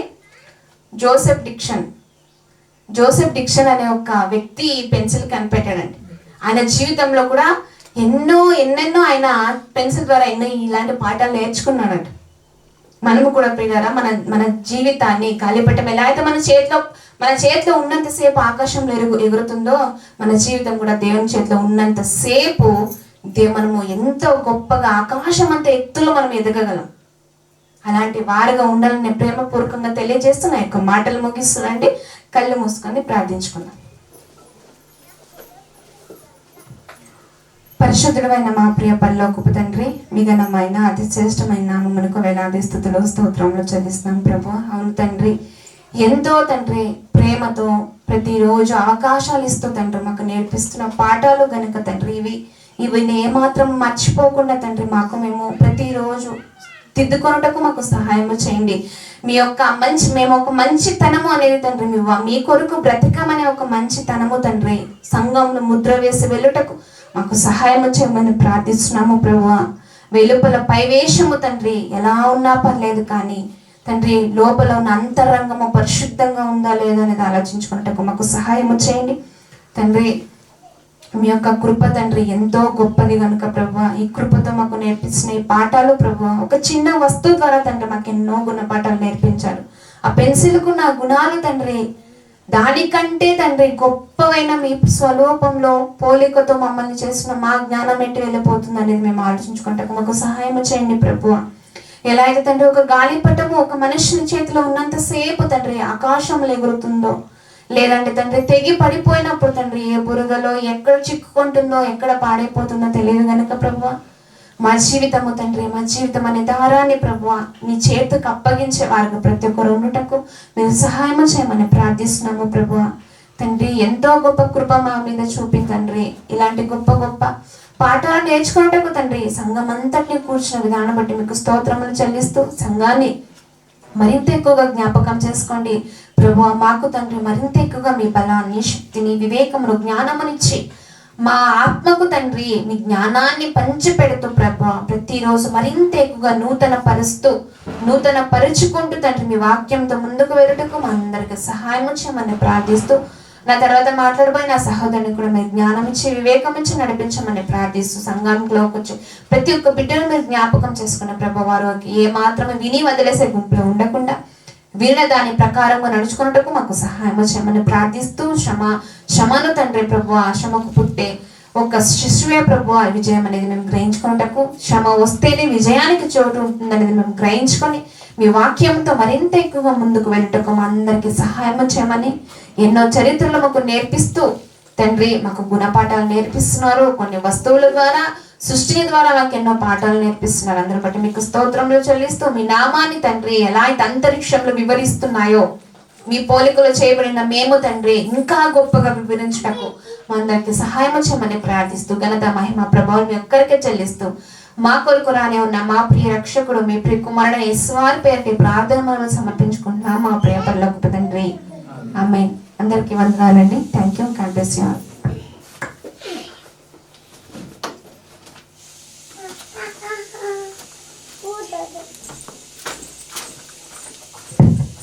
మంచిది అండి, మంచి మాటలు గీత మాట్లాడింది. ఎంతో అవసరం కనుక మనకి ఈ లోకంలో మనం సరిదిద్దుకునేదానికి దేవుడు మనతోనే మాట్లాడాడు. మనం గ్రహించాలి. మనం ఆ రీతిగా దేవుని తోటి దేవునికి ఇష్టమైనట్లుగా మనం జీవించాలని నేను కూడా మనస్ఫూర్తిగా కోరుకుంటున్నాను. అదేవిధంగా ఒక పాట పాడుకుందామండి.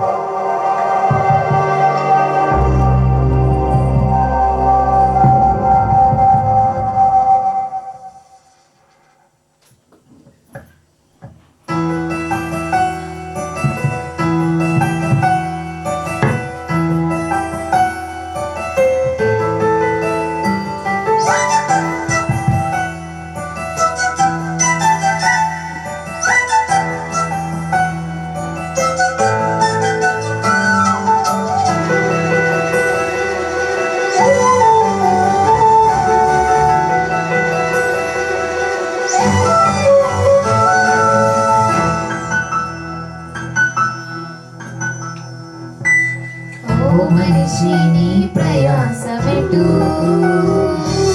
ఓ మనిషి నీ ప్రయాసమెటు, ఈ లోకాసిరి సంపద కొరక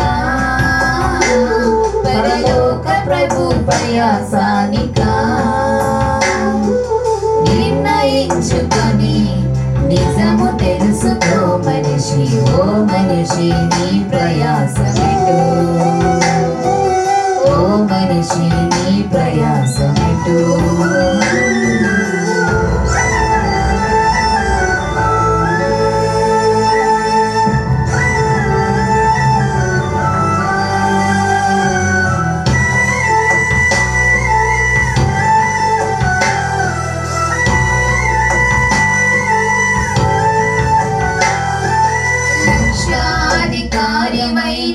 మనమన్నమే కాని మెరిసే బంగారాన్ని తినలేరు ఎవరు. పట్టు పానుపు పైన పవళించిన గాని 6 అడుగుల సమాధిని చేరని వాడెవడు. కన్నులార చూచుటయే గాని కన్నులార చూచుటయే గాని ధనము వలన తృప్తి నొందలేరు ఏ నరుడు. మరణంతో ఏమి తీసుకొని కోరి మానవుడు. ఓ మనిషి నీ ప్రయాసమెటు, ఓ మనిషి నీ ప్రయాసమెటు.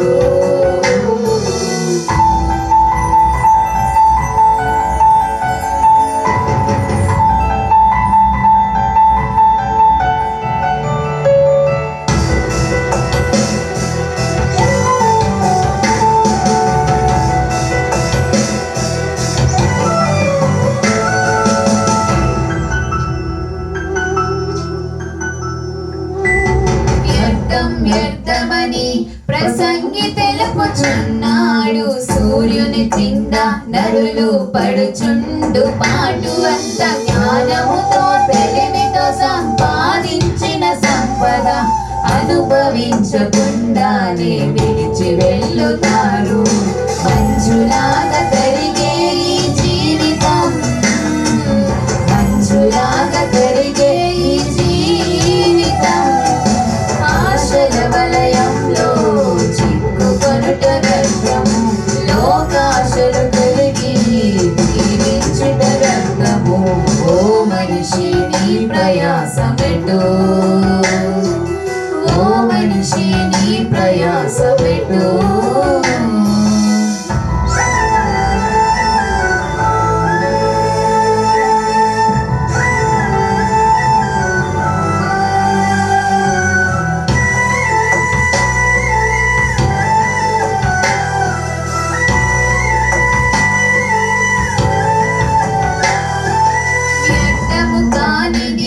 ప్రయాసము ప్రభుదని అర్థముతో క్రియలు చేయు ప్రయాసపడుము. ప్రభునందు ప్రయాసము అలయక చేయుచు స్థిరులును కదలని వారిగా మీరుండాలి. ప్రభునందు మృతి నందిన వారే ధన్యులని, ప్రభువునందు మృతి నందిన వారే ధన్యులని. మరణంతో సత్క్రియలే పెట్టవచ్చునని, పరిశుద్ధతతో పనులే దేవుని చేర్చునని. ఓ మనిషి నీ ప్రయాసమెటు, ఓ మనిషి నీ ప్రయాసమెటు. ఈ లోకాసిరి సంపద కలక పరలోక ప్రభు ప్రయాసానికా నిర్ణయించుకొని నిజము తెలుసుకో మనిషి. ఓ మనిషి నీ ప్రయాసమెటు, ఓ మనిషి నీ ప్రయాసమెటు.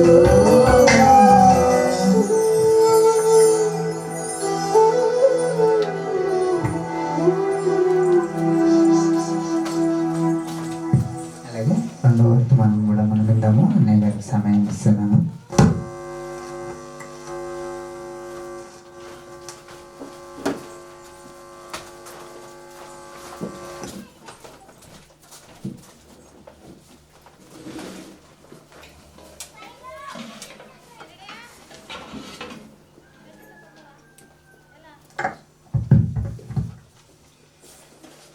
కళ్ళు మూసుకొని ప్రార్థించుకొని అక్కడ ఉన్నాను కదా.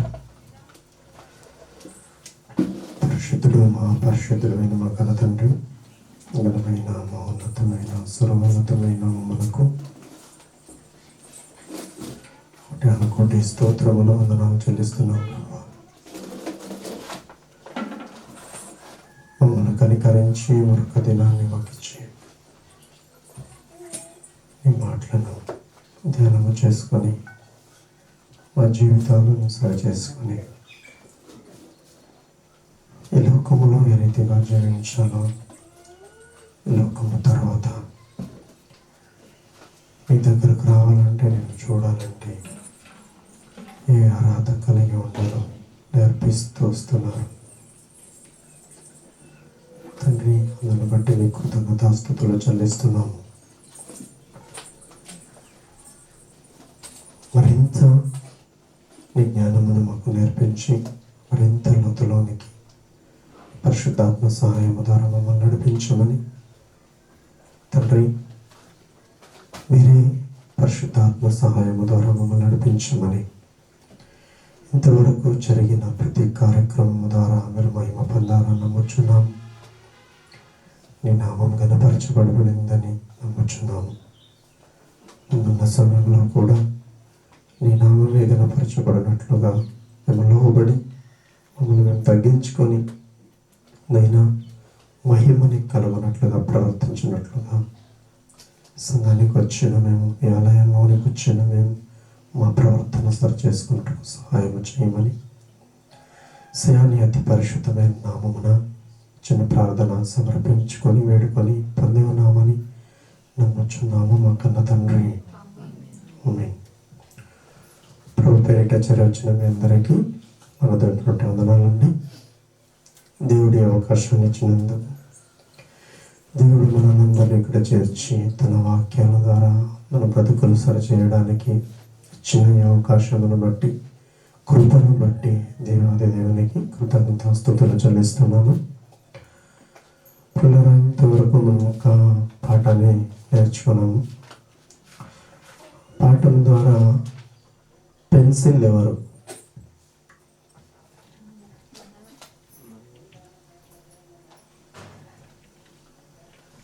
పెన్సిల్ ఎవరు?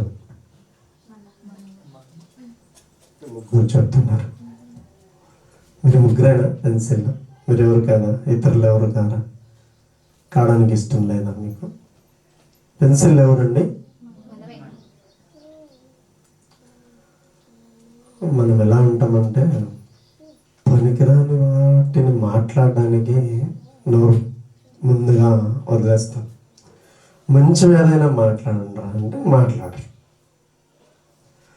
ఇప్పుడు ఇంతసేపు ఉన్న పాఠంలో పెన్సిల్ ఎవరు అని నేను అడిగాను.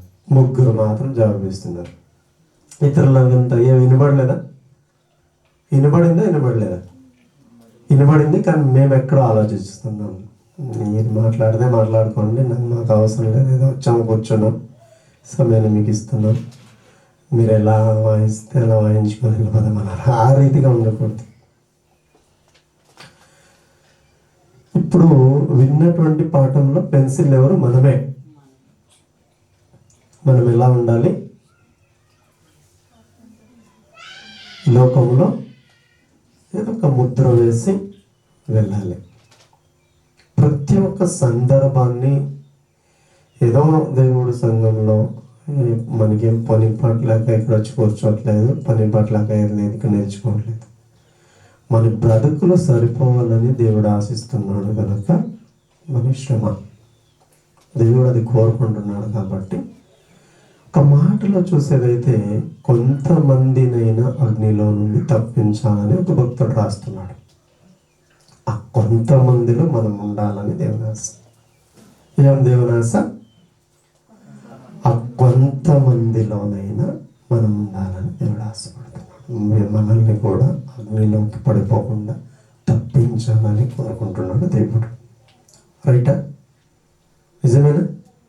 నిజమా కదా? ఇది అబద్ధం కాదు, నిజమే. కొంతమందిలో మనం ఉండాలని దేవుడు కోరుకుంటాడు, మనం తప్పించబడాలని కోరుకుంటాడు. వాక్యానికి అందుకే శ్రద్ధ కలిగి మనం వినాలి. ఏదైనా విన్నామంటే అది మరలా ఆలోచించాలి. పెన్సిల్ నేనైతే బాగుంటుంది. అది ఎన్నిటికి భరిస్తుందంటే అది ఒక ముద్ర వేస్తుంది, తనను తాను చెక్కించుకుంటుంది, అది దిద్దుబాటు కలిగి ప్రవర్తిస్తుంది. దానికి ప్రాణం లేకపోయినా ఒక భక్తుడు దాన్ని పోల్చాడు. పెన్సిల్ మీరుగా ఉండాలి, మీరైతే బాగుంటుంది. కుక్కర్ గీట్లు ఎవరు పెడతాడండి? ఎవరి చేతిలో పెడితే మనం కుక్కర్ గీట్లుగా ఉంటాం? మన బ్రతుకు సాధారణ చేతిలో మనం బ్రతుకు పెడితే వాడు ఎలా పడితే అలా రాయేస్తాడు.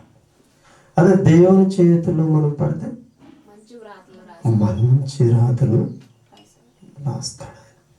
మనం ఆయన చేతికి పడాలి.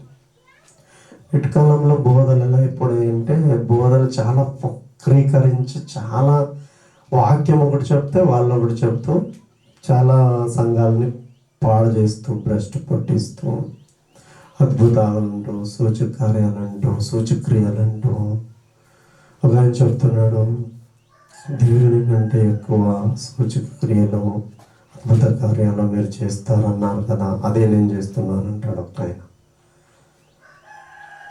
ఏం చేస్తున్నాడంటే జస్ట్ ఏం చేస్తున్నాడు, పేర్లు పెట్టి పిలుస్తున్నాడు.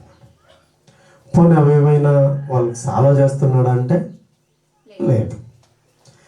అద్భుతాలు సూచక్రియలు చేసే మహానుభావుడు, పేర్లు పెట్టి పిలుస్తున్న మహానుభావుడు వాళ్ళ సమస్యలు వెంటనే తీరుస్తున్నాడు అంటే లేదు. ఇలాంటి వారు చాలా మంది ఉన్నారు. ఆయన ఒక్కడే కాదు కానీ లోకంలో చాలా మంది ఉన్నారు. సంఘాలను భ్రష్టు పట్టిస్తున్నారు. దేవుడు ఇవన్నీ ఎరుగడా?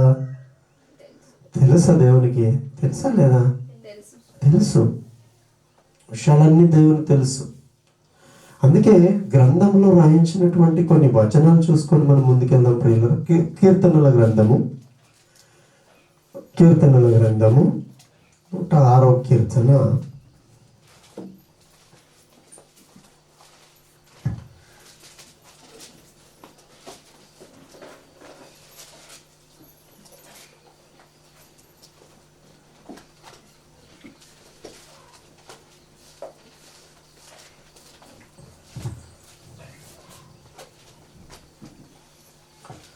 1 సందర్భాన్ని ఇక్కడ రాయిస్తూ ఆసాపు గారు రాసినటువంటి కీర్తన చూడండి. 106వ కీర్తన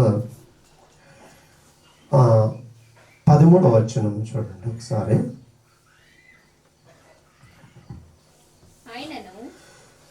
అయినను వారు ఆయన కార్యములు వెంటనే మరిచిపోయిరి.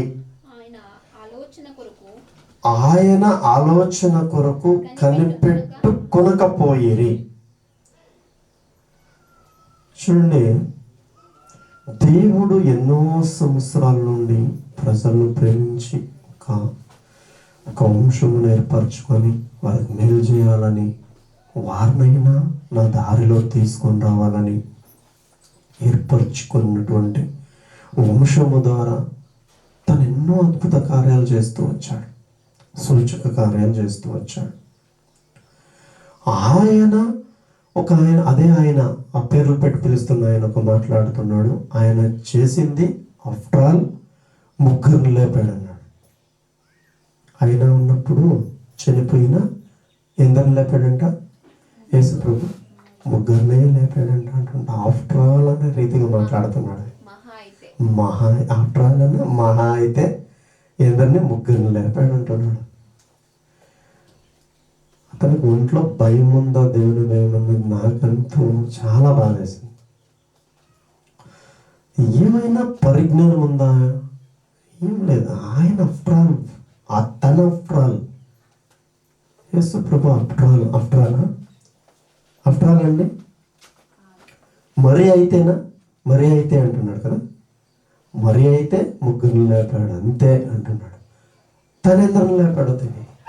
అది అడిగేవారు లేరు. అడుగుతారు, చాలా మంది అడుగుతారు, లేస్తారు. వాళ్ళు చేసే పని ఎలా ఉందంటే సంఘాన్ని భ్రష్టు పట్టించడమే. సంఘాన్ని ఏం చేస్తున్నారు? భ్రష్టు పట్టిస్తున్నారు. వాక్యాన్ని ప్రజలకు అర్థం కాకుండా చేస్తున్నారు. వాక్యాన్నే చూపిస్తూ ప్రజల్ని మొగ్గు పెడుతున్నారు. వాక్యాన్నే చూపిస్తున్నారు, ప్రజల్ని మొగ్గు పెడుతున్నారు. సాతాను ఏం చేశాడు? యేసు ప్రభుల దగ్గరకు వచ్చినప్పుడు రొట్టెల్ని రాళ్ళుగా చేసి తినమన్నాడు. రాళ్ళు రొట్టెలుగా చేసి తినమన్నాడు. ఆకలికొన్నప్పుడు, యేసు ప్రభు ఆకలికొన్నప్పుడు సాతాను వచ్చి రాళ్ళు ఏం చేయమన్నాడు? రొట్టెలు చేసి తినవయ్యను దేవుని కుమారుడు అయితే. అలాగుంది ఈ రోజుల్లో కూడా. అలా చేస్తున్నారు, వాక్యాలే చూపిస్తున్నారు. ఏమంటున్నారంటే శాస్త్రులు పరిసయ్యులు ఉన్నారు, జాగ్రత్త అని పెట్టాడు ఆయన. మనకు మెసేజ్లో ఏం పెట్టాడు? శాస్త్రులు పరిసయ్యులు ఉన్నారు, జాగ్రత్త అని పెట్టాడు. ఎవరంట శాస్త్రులు పరిసయ్యులు? నువ్వు అద్భుతాలు చేస్తున్నావు కదా, యేసు ప్రభు కంటే అద్భుతాలు, గొప్ప అద్భుతాలు ఈ కాలంలో ఎవరు చేయలేరు. ఆయనే నిజమైన అద్భుత ఆదర్శము, ఆయన పేరు హైలైట్ చేయాలి కానీ నీ పేరు హైలైట్ చేయకూడదు అని అడిగిన వారు ఎవరంట? శాస్త్రులు పరిసయ్యులు అంట. వాడు చాలా బాధేసింది ఆ వీడియో చూసినప్పుడు. అద్భుతాలు చేస్తాను రమ్మంటుంది ఎవరు? ఆయనే. అద్భుతాలు, ఆశ్చర్యకార్యాలు, అప్పుల బాధల, మీకు ఒంట్లో బాగలేదా, బాధపడుతున్నారా, సమస్యలతో సతమతలాడుతున్నారా? అయితే 10వ తారీఖు ఏదండి అది? సికింద్రాబాద్ హరిహర కళాభవన్కి రండి అని పిలిపిస్తుంది ఆయనే.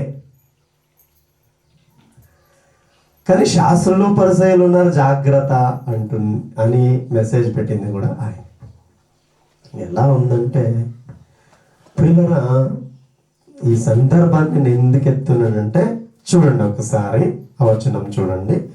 1వ వచనం నుండి చూడండి పిల్లరా. కీర్తనల గ్రంథము 106వ కీర్తన 1వ వచనం నుండి. యెహోవాను స్తుతించుడి, యెహోవా దయాళుడు, ఆయనకు కృతజ్ఞతాస్తుతులు చెల్లించుడి. ఆయన కృప నిత్యము ఉండును, ఆయన కృప నిత్యము ఉండును. అలాగే 2వ వచనము, యెహోవా పరాక్రమ కార్యములు ఎవడు వర్ణింపగలడు? ఆయన కీర్తి ఎంతటిని ఎవడు ప్రకటింపగలడు? న్యాయము అనుసరించువారు ఎల్లవేళలా నీతిని అనుసరించి నడుచుకున్నవారు ధన్యుడు. అలాగే యెహోవా 4వ వచనము, యెహోవా నీవు ఏర్పరచుకొనిన వారి క్షేమము నేను చూచుచు నీ జనులకు కలుగు సంతోషమును బట్టి నేను సంతోషించున్నాను. 13వ వచనంకి వచ్చేయండి ప్రియులారా. వెంటనే ఎప్పుడు మర్చారండి వాళ్ళు? 9వ వచనం నుండి, ఆయన ఎర్ర సముద్రమును గద్దింపగా ఇశ్రాయేలు ప్రజలను ఆయన ఏర్పరచుకున్నాడు, వారిని తన మార్గంలో నడిపించాలి అనుకున్నాడు. వాళ్ళ సమస్యల్లో ఉంటే వాళ్ళు విడిపించాలనుకున్నాడు. విడిపిస్తూ వస్తున్నప్పుడు ఆయన చేసినటువంటి అద్భుత కార్యం గురించి ఇక్కడ రాయబడింది. ఎవరూ చేయలేనటువంటి అద్భుత కార్యం ఆయన చేశాడా లేదండి? చేశాడు. చదవండి. అలాగే ఆయన 9వ వచనం నుండి, ఎర్ర సముద్రమును గద్దింపగా అది ఆరిపోయెను. పిల్లరా, తన బిడ్డలను నడిపించుకుంటూ వస్తున్నప్పుడు ఒక సముద్రం అడ్డగా ఉంటే దాన్ని గద్దించాడంట ఆయన. గద్దిస్తే ఏమైందండి? ఆరిపోయింది. పిల్లలకి ఏం చేసి ఇచ్చింది? దారి చేసి ఇచ్చింది. అలాగే చదవండి 10వ వచనం. వారు ఆరిపోయిన మైదానము మీద నడుచున్నట్లు వారిని అగాధ జలములలో నడిపించును. నీరున్నటువంటి స్థలం ఒకేసారి ఆరిపోవడము, ఆరిన నేల మీద నడవడం అద్భుత కార్యము కాదా? అద్భుత కార్యమా కాదండి? మనం చూడగలమా నేటి కాలంలో అలాంటి అద్భుత కార్యాలు, అలాంటి సూచక కార్యాలు చూడగలమండి? చూస్తామా? అలాంటి అద్భుతాలు చేసేవారు కనబడతారు మనకు? ఎవరైనా కనబడరు. అలాంటి వాడు ఆయన మనసులో పడిందంటే మనల్ని రక్షించాలని, వీళ్ళని రక్షించాలని ఆయన అనుకున్నాడంటే అసాధ్యమైన దాన్ని సాధ్యము చేసి చూపించే దేవుడు ఆయన. సముద్రాన్ని ఎండింపజేశాడండి, ఆరిన నేల మీద నడిపించాడు. ఆ నడుస్తున్నవారు ఆరిన నేల మీద నడిచిన వారు, మహా అద్భుతాన్ని చూసిన వారు. చూడండి 10వ వచనము, వారి పగవారి చేతిలో నుండి వారిని రక్షించెను, శత్రువుల చేతిలో నుండి వారిని విమోచించెను. నీళ్లు వారి శత్రువులను ముంచివేసెను, వారిలో ఒక్కడైనను మిగిలి ఉండలేదు. వారిలో ఒక్కడైనను మిగిలి ఉండలేదు. ఒక్కడ కూడా మిగిలిలేదండి ఆ రోజుల్లో. నిర్గమకాండంలో రాయబడింది. చూడండి ఒకసారి 14వ అధ్యాయము, నిర్గమకాండము 14వ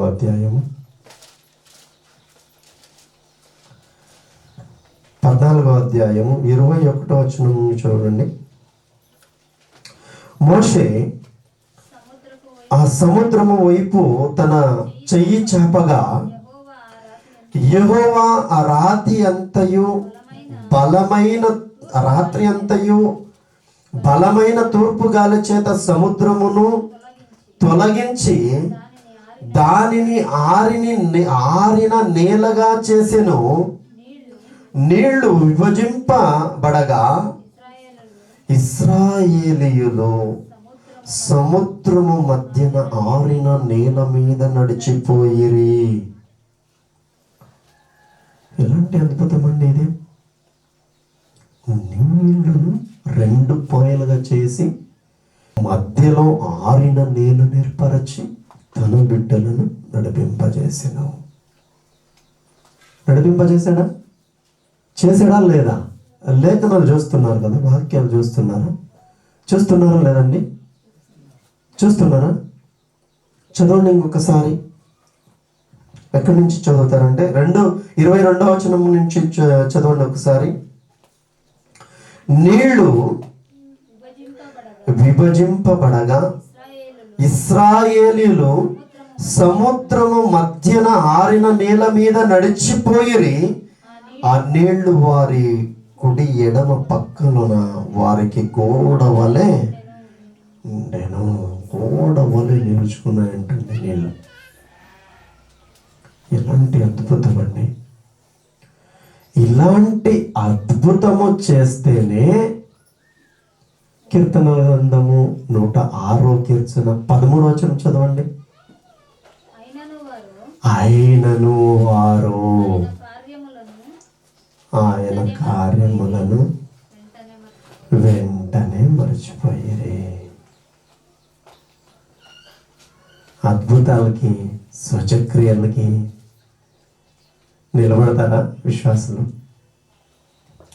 నిలబడతారండి? పేరు పెట్టి పిలిచి, దేవుడు నేను పిలిచాడు, ఇక్కడ ఎవరున్నారో చెప్పు అంటే ఒక ఆమె చాలా బాగా చెప్పింది. ఎవరు లేదు ఇక్కడ అంటుంది. చూసారా ఆ వీడియో? చూసారండి? ఎవరు లేదు ఇక్కడ, నువ్వే చెప్పు, నువ్వేం చేస్తున్నావు ఇక్కడ? నాటకం ఆడుతున్నావు.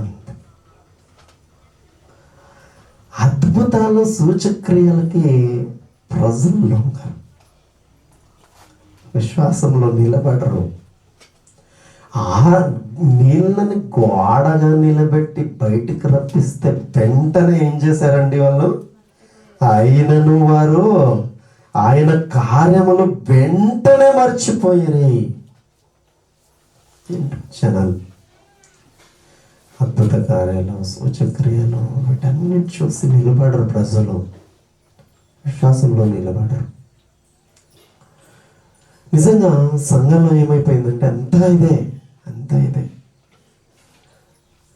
చాలా ప్రమాదకరం. ప్రియులారా, దేవుడు ఒకటి చెప్తే ప్రజలు ఒకటి చేస్తున్నారు.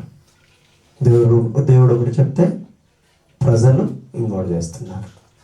తన ప్రజల్నే రక్షించాలనుకున్నాడు, తన ప్రజలకి ఆపద వస్తే కాపాడుతున్నాడు.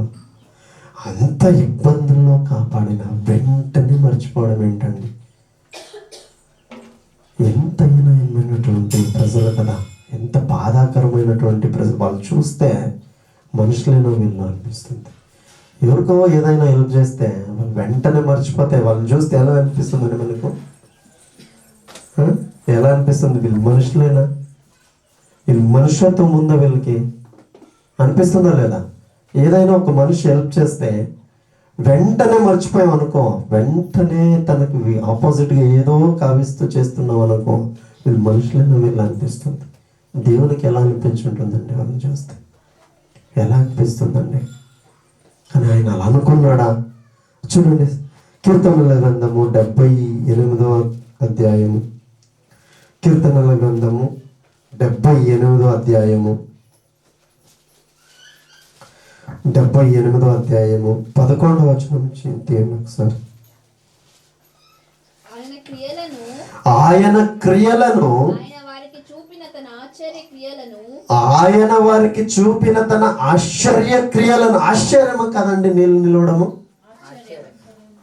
ఎంత ఆశ్చర్యము! నీళ్లు గోడగా నిలవడం ఆశ్చర్యమా కదా? ఆశ్చర్యమే. పోనీ నీళ్లు నిలవగానే నేల ఎలా ఉంటుందండి? నీళ్లు సైడ్కి ఎత్తేస్తే నీళ్ళ కింద ఉన్నటువంటి నేల ఎలా ఉంటుందండి? బురదగా ఉంటుంది. దాన్ని ఏం చేశాడు ఆయన? ఆరిన నేలగా మార్చాడు. వెంటనే ఆరిన నేలగా మార్చాడు. ఆశ్చర్యమా కదా? ఆశ్చర్యమే. ఆయన క్రియలను, ఆయన వారికి చూపిన తన ఆశ్చర్య క్రియలను వారు మరచిపోయిరి. ఇక్కడ కూడా కీర్తనగాడు ఏం రాస్తున్నాడు అంటే, వారు మరచిపోయారు. అలాంటి అద్భుత కార్యాన్ని మర్చిపోయారు, ఆశ్చర్య కార్యాన్ని మర్చిపోయారు. పేరు పెట్టి పిలిస్తే వారు జ్ఞాపకం ఉంటుందా? వాళ్ళకి బయటికి వెళ్ళాక జ్ఞాపకం ఉంటుందా? వారు నీతిగా బ్రతుకుతారా? నీ పిలుపు నీదని, నా పిలుపు నాదన్నయ్య అన్నాడు ఒకసారి. చాలా బాధేసింది. నీ పిలుపు నీదన్నయ్య, నా పిలుపు నాది. అన్నయ్య నాకు వాక్యం రాదన్నయ్య, డిబేట్కి అయితే అసలు రానన్నాడు. డిబేట్కి అయితే అస్సలు రానన్నయ్య అన్నాడు. ఆ శాస్త్రులు పరిసయ్యులు ఉన్నారు జాగ్రత్త అన్న వీడియోలో తను మాట్లాడుతున్న ఆర్పటాన్ని చూసి నాకు బాధ వేసి మాట్లాడుతున్నాను. లేదంటే నాకు అవసరం లేదు, నాకు అవసరం లేనటువంటి విషయం అది. ఆ వీడియో చేశాక నాకు మాట్లాడాలనిపించింది, తను ఖండించాలనిపించింది. ఏం చెప్తున్నాడు? ఎంత దేవుని ఎదుట డ్రామాలు ఆడుతున్నారు. గొప్ప సేవకులు అని చెప్తుంటున్న వారు ప్రజలు ఎంతగా మొబ్బ పెడుతున్నారు. అద్భుతం అంటే అది కదా అద్భుతము, ఆశ్చర్యం అంటే అది కదా. నీళ్ళను గోడగా నిలబెట్టింది కదా ఆశ్చర్యం. బుర్జుగా ఉన్నటువంటి నేలని ఆరిన నేలగా మార్చడం కదా అద్భుతము. నువ్వేం చేస్తున్నావు? నీకు ఎంత అర్హత ఉంది? నీకు ఏం మాట్లాడుతున్నారు? నిజంగా చాలా బాధాకరమైన విషయం. అలాగే 17వ వచనం చూడండి. 17వ వచనము 78వ కీర్తన గ్రంథము 78 17వ వచనము. అయినను వారు ఆయనకు విరోధముగా ఇంకను పాపము చేసిరి. ఇంకను పాపం. అలాంటి అద్భుతాలు చేస్తున్న దేవునితో నడుస్తూ, అలాంటి అద్భుతాలను కళ్ళారా చూస్తూ ప్రయాణిస్తున్న వారు మారాల వద్దండి? లోబడాల వద్ద దేవునికి? కానీ ఏం చేస్తున్నారు వాళ్ళు? ఇంకను పాపము చేస్తూనే ఉన్నారు. అపొస్తల కార్యములు చూడండి. అపొస్తల కార్యములు కూడా నూతన నిబంధనలో కూడా ఈ మాట రాయబడింది. అపొస్తల కార్యములు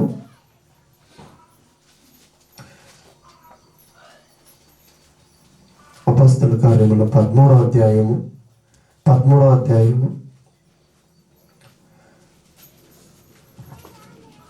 18వ వచనం.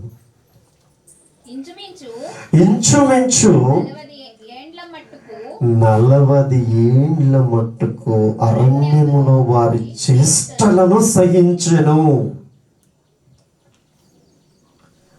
ఎంత దీర్ఘశాంతుడంటే ప్రభు, ఈ రోజుల్లో కూడా ఇలాంటి చీప్ ట్రిక్స్ ప్లే చేస్తూ జనాల్ని మొబ్బు పెడుతూ నడుస్తున్నా కూడా దేవుడు సహిస్తున్నాడండి. సహిస్తూ ఉన్నాడు. వారిని చూసి ఓరుస్తున్నాడు. ఈరోజు తెలుసుకుంటారు, రేపు తెలుసుకుంటారు, నా మాటలు అర్థం చేసుకుంటారు, 40 సంవత్సరాలు సహించాడంట వాళ్ళ జ్యేష్ఠులు చూసి. 40 సంవత్సరాలు. ఇనుపు కొలిమిలో నుండి తెచ్చానంటాడు. ఒక్కసారి వారిని ఎక్కడి నుంచి, ఐగుప్తులో ఎలా ఉండేదంట వాళ్ళ పరిస్థితి? ఇనుపు కొలిమిలో ఉన్నట్టుగా ఉండేదంట. అక్కడి నుంచి తెస్తే 40 సంవత్సరాలు దేవునితో గేమ్ ఆడారు. 40 సంవత్సరాలు బాధ పెట్టారు దేవుణ్ణి. అప్పటికైనా ఆయన వారిని శిక్షించాడు. ఎప్పుడైనా నిజంగా ఎంత సహిస్తూ వచ్చాడంటే తన ప్రియ కుమారుని లోకానికి పంపి ఇప్పుడు కూడా సహిస్తున్నాడంటే ఆయన ప్రేమ. ఇప్పుడు కూడా సహిస్తూ భరిస్తూ ఎన్ని తప్పులు చేసినా అవకాశాలు ఇస్తూ మారండి మీ బ్రతుకులు దిద్దుకోండి. లోకంలో వీరున్నంత వరకే మీకు అవకాశం. ఈ లోకంలో మనం ఉన్నంత వరకే ఈ అవకాశం. లోకం దాటిందా ముగిసింది కదా.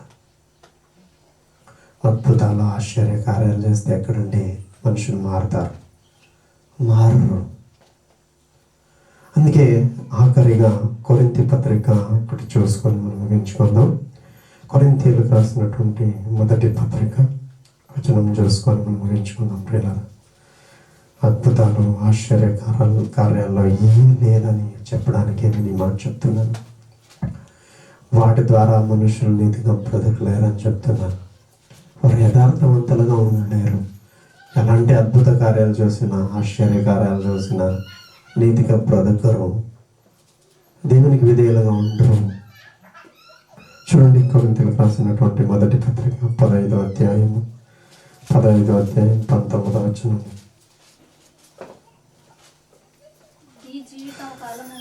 ఈ జీవిత కాలము మట్టుకే మనం క్రీస్తునందు నిరీక్షించిన గల వారమైన ఎడల మనుషులందరికంటే దౌర్భాగ్యమవదము. తెలియదండి ప్రజలు, ఈ వాక్యం తెలిస్తే జీవితం కాలం మట్టకే మీకు బాధ ఉందా, అప్పుల్లో ఉన్నారా, సమస్యలు ఉన్నారా, రండి కళాశాల మీద హరిహర కళాభవన ఆరాధన ఇక్కడికి వచ్చేయండి అని పిల్లవాడు. ఈ లోకం మట్టుకే ఆలోచిస్తున్నారు. ప్రభుతో నిత్యము ఉండాలని మర్చిపోతున్నారు. నిజంగా మనం ఆలోచించాలి. ఎవరైనా చెప్తే గుడ్డిగా నమ్మేసి వెళ్ళిపోకూడదు. దేవుని వాక్యాన్ని చెప్తుందని చూసి ఆలోచించి దేవునికి లోబడి నడిచేవారుగా మనం అందరూ ఉండాలని నేను మనస్ఫూర్తిగా కోరుకుంటున్నాను.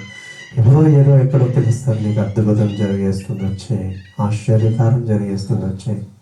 అది ఎన్నాళ్ళు ఉంటుందండి? ఉంటుంది? ఉండదు. లాజరుని లేపాడు ప్రభు. ఉన్నాడా లాజరు? ఉన్నాడండి లాజరు? చనిపోయిన వాడిని లేపించాడు. ఉన్నాడా లాజరు? చనిపోలేదా? చనిపోయాడు కదా. నిత్య జీవితం అవసరం. ఏది అవసరము? నిత్య జీవితం అవసరం. అందుకే ఈ లోకం మట్టుకు మనము దేవుని విశ్వసించకూడదు. అందరికంటే దౌర్భాగ్యమవుతాం మనం. ఈ లోకంలో మనకు ఏదో కావాలి, అది కావాలి, ఇది కావాలి అని దేవుని వెంబడిస్తే అందరికంటే దౌర్భాగ్యమవుతాం. ఈ మాట మనం జ్ఞాపకం పెట్టుకోవాలి. పరలోకం కోసం నేను స్తబ్దుగా నీతో ఉంటాను, నువ్వు చెప్పిన మాట నేను వింటాను, నీతో నడుస్తాను, సహాయం చేయండి. పైన వరం మనం విన్నాం కదా. ఎవరు చూస్తారండి దేవుణ్ణి? ఎవరు చూస్తారు దేవుణ్ణి? ఎవరు చూస్తారు? ఎలాంటి వారు చూస్తారు? మర్చిపోయారా? హృదయ శుద్ధి కలిగిన వారే దేవుని చూస్తారు. అలాంటి వారుగా మనం ఉండాలి. ఎవరో ఏదో చెప్తూ ఉంటారు, ఏదో చూస్తాం, వెళ్ళిపోతాం. అద్భుత కార్యాలు, ఆశ్చర్య కార్యాలు అవన్నీ ఏది రాదు, అన్నీ ఇక్కడే వదిలేసి వెళ్ళిపోతాం. నిత్యము ఆయనతో ఉండాల్సి ఉంది మనం. అలాంటి ధన్యతలోనికి దేవుడు మనల్ని నడిపించును గాక. చాలామంది తెలుసుకోవాలి, సబ్జెక్ట్ ఒక రీతిగా ఉంది, దాన్ని చాలా స్టడీ చేసి చాలా సమయం తీసుకోవాల్సింది. సమయం భావం వల్ల చిన్నగా క్లారిటీ ఇచ్చాను అంతే. దయచేసి అర్థం కాకపోయినా వాక్యం చదవండి, మరొకసారి తెలుసుకోండి. దేవుడు ఏం చెప్తాడు మాకు? ఈ లోకం మట్టుకు మేము నీ దేవుని వెంబడిస్తే మేము అందరికంటే దౌర్భాగ్యులమవుతామని చెప్తున్నాడు. అలాంటి విశ్వాసం మాకు వద్దు, అలాంటి విశ్వాసం మాకు అవసరం లేదన్నటువంటి నిర్ధారంలో మనమందరూ జీవిద్దాం. దేవుని సహాయం కోరుకుంటూ మనం ప్రార్థించుకొని కూటాన్ని ముగించుకుందాం. పిల్లరా, ప్రార్థన చేసుకుందాం. పిల్లరా, పరిశుద్ధుడు మహాపరిశుద్ధుడు అయిన మా తండ్రి, ఘనమైన మహోన్నతమైన సర్వోన్నతమైన నామమునకు కోటి స్తోత్రములు వందనాలు తండ్రి. మేమైతే గడిచిన రోజుల్లో ఎన్నో ఇలాంటివి తండ్రి, ఇక్కడ అద్భుతమైతే అక్కడ పారిపోవడం, ఇక్కడ ఏదో జరుగుతుందంటే అక్కడ వెళ్ళిపోవడం, ఇక్కడ ఎలాంటి గొప్ప దైవజనుడు వస్తున్నాడంటే అక్కడ పారిపోవడం, అలాంటి సమస్యల్లో చిక్కుకున్న మాకు నీ వాక్యమే సత్యము, నీ వాక్యమే నిత్యము, నిత్య రాజ్యముల వారసులవుటకే నిన్ను వెంబడించాలన్న సత్యాన్ని మాకు తెలియజేస్తూ నడిపిస్తున్నారు. అందుని బట్టి మీ కృతజ్ఞతాస్తుతులు చెల్లిస్తున్నాము తండ్రి. ఆత్మీయమైనటువంటి యాత్రలో తండ్రి, మీరు ఒక్కరు ఏం చెబితే అది మాత్రం మేము వినేవారుగా తండ్రి మేము ఉండడానికి సహాయం చేయండి. నీ వాక్యమును చదువుకునేటువంటి జ్ఞానం మాకు ఇస్తున్నారు. ఆ జ్ఞానములో నమ్మకస్తులుగా నమ్మకముతో తండ్రి ఆత్మీయ స్థితిని సరి చేసుకుంటూ ఈ లోకంలో జీవించడానికి సహాయం చేయండి. ఎవరు ఏది చెబితే అది గుడ్డిగా నమ్మేవారుగా మేము ఏ ఒక్కరు కూడా ఉండకుండా నీ మాట మాత్రం వినేవారుగా మేము ఉండడానికి సహాయం చేయమని ఘనత మహిమ ప్రభావములని మీరు ఒక్కరికే చెల్లిస్తూ నన్ను నేను తగ్గించుకొని నామాన్ని ఎక్కువపరుస్తూ నాకు ఈ అవకాశాన్ని ఇచ్చినందుకు మీ కృతజ్ఞతాస్తుతులు చెల్లిస్తూ అతి పరిశుద్ధమైన నామమున చిన్న ప్రార్థన సమర్పించుకొని వేడుకొని పొంది ఉన్నామని నమ్ముచున్నాము మా కన్న తండ్రి. ఆమేన్. ప్రభుత్వ ఒకసారి మీ అందరికీ నా ఆదరణ వందనాలండి. Thank you. God bless you. Thank you.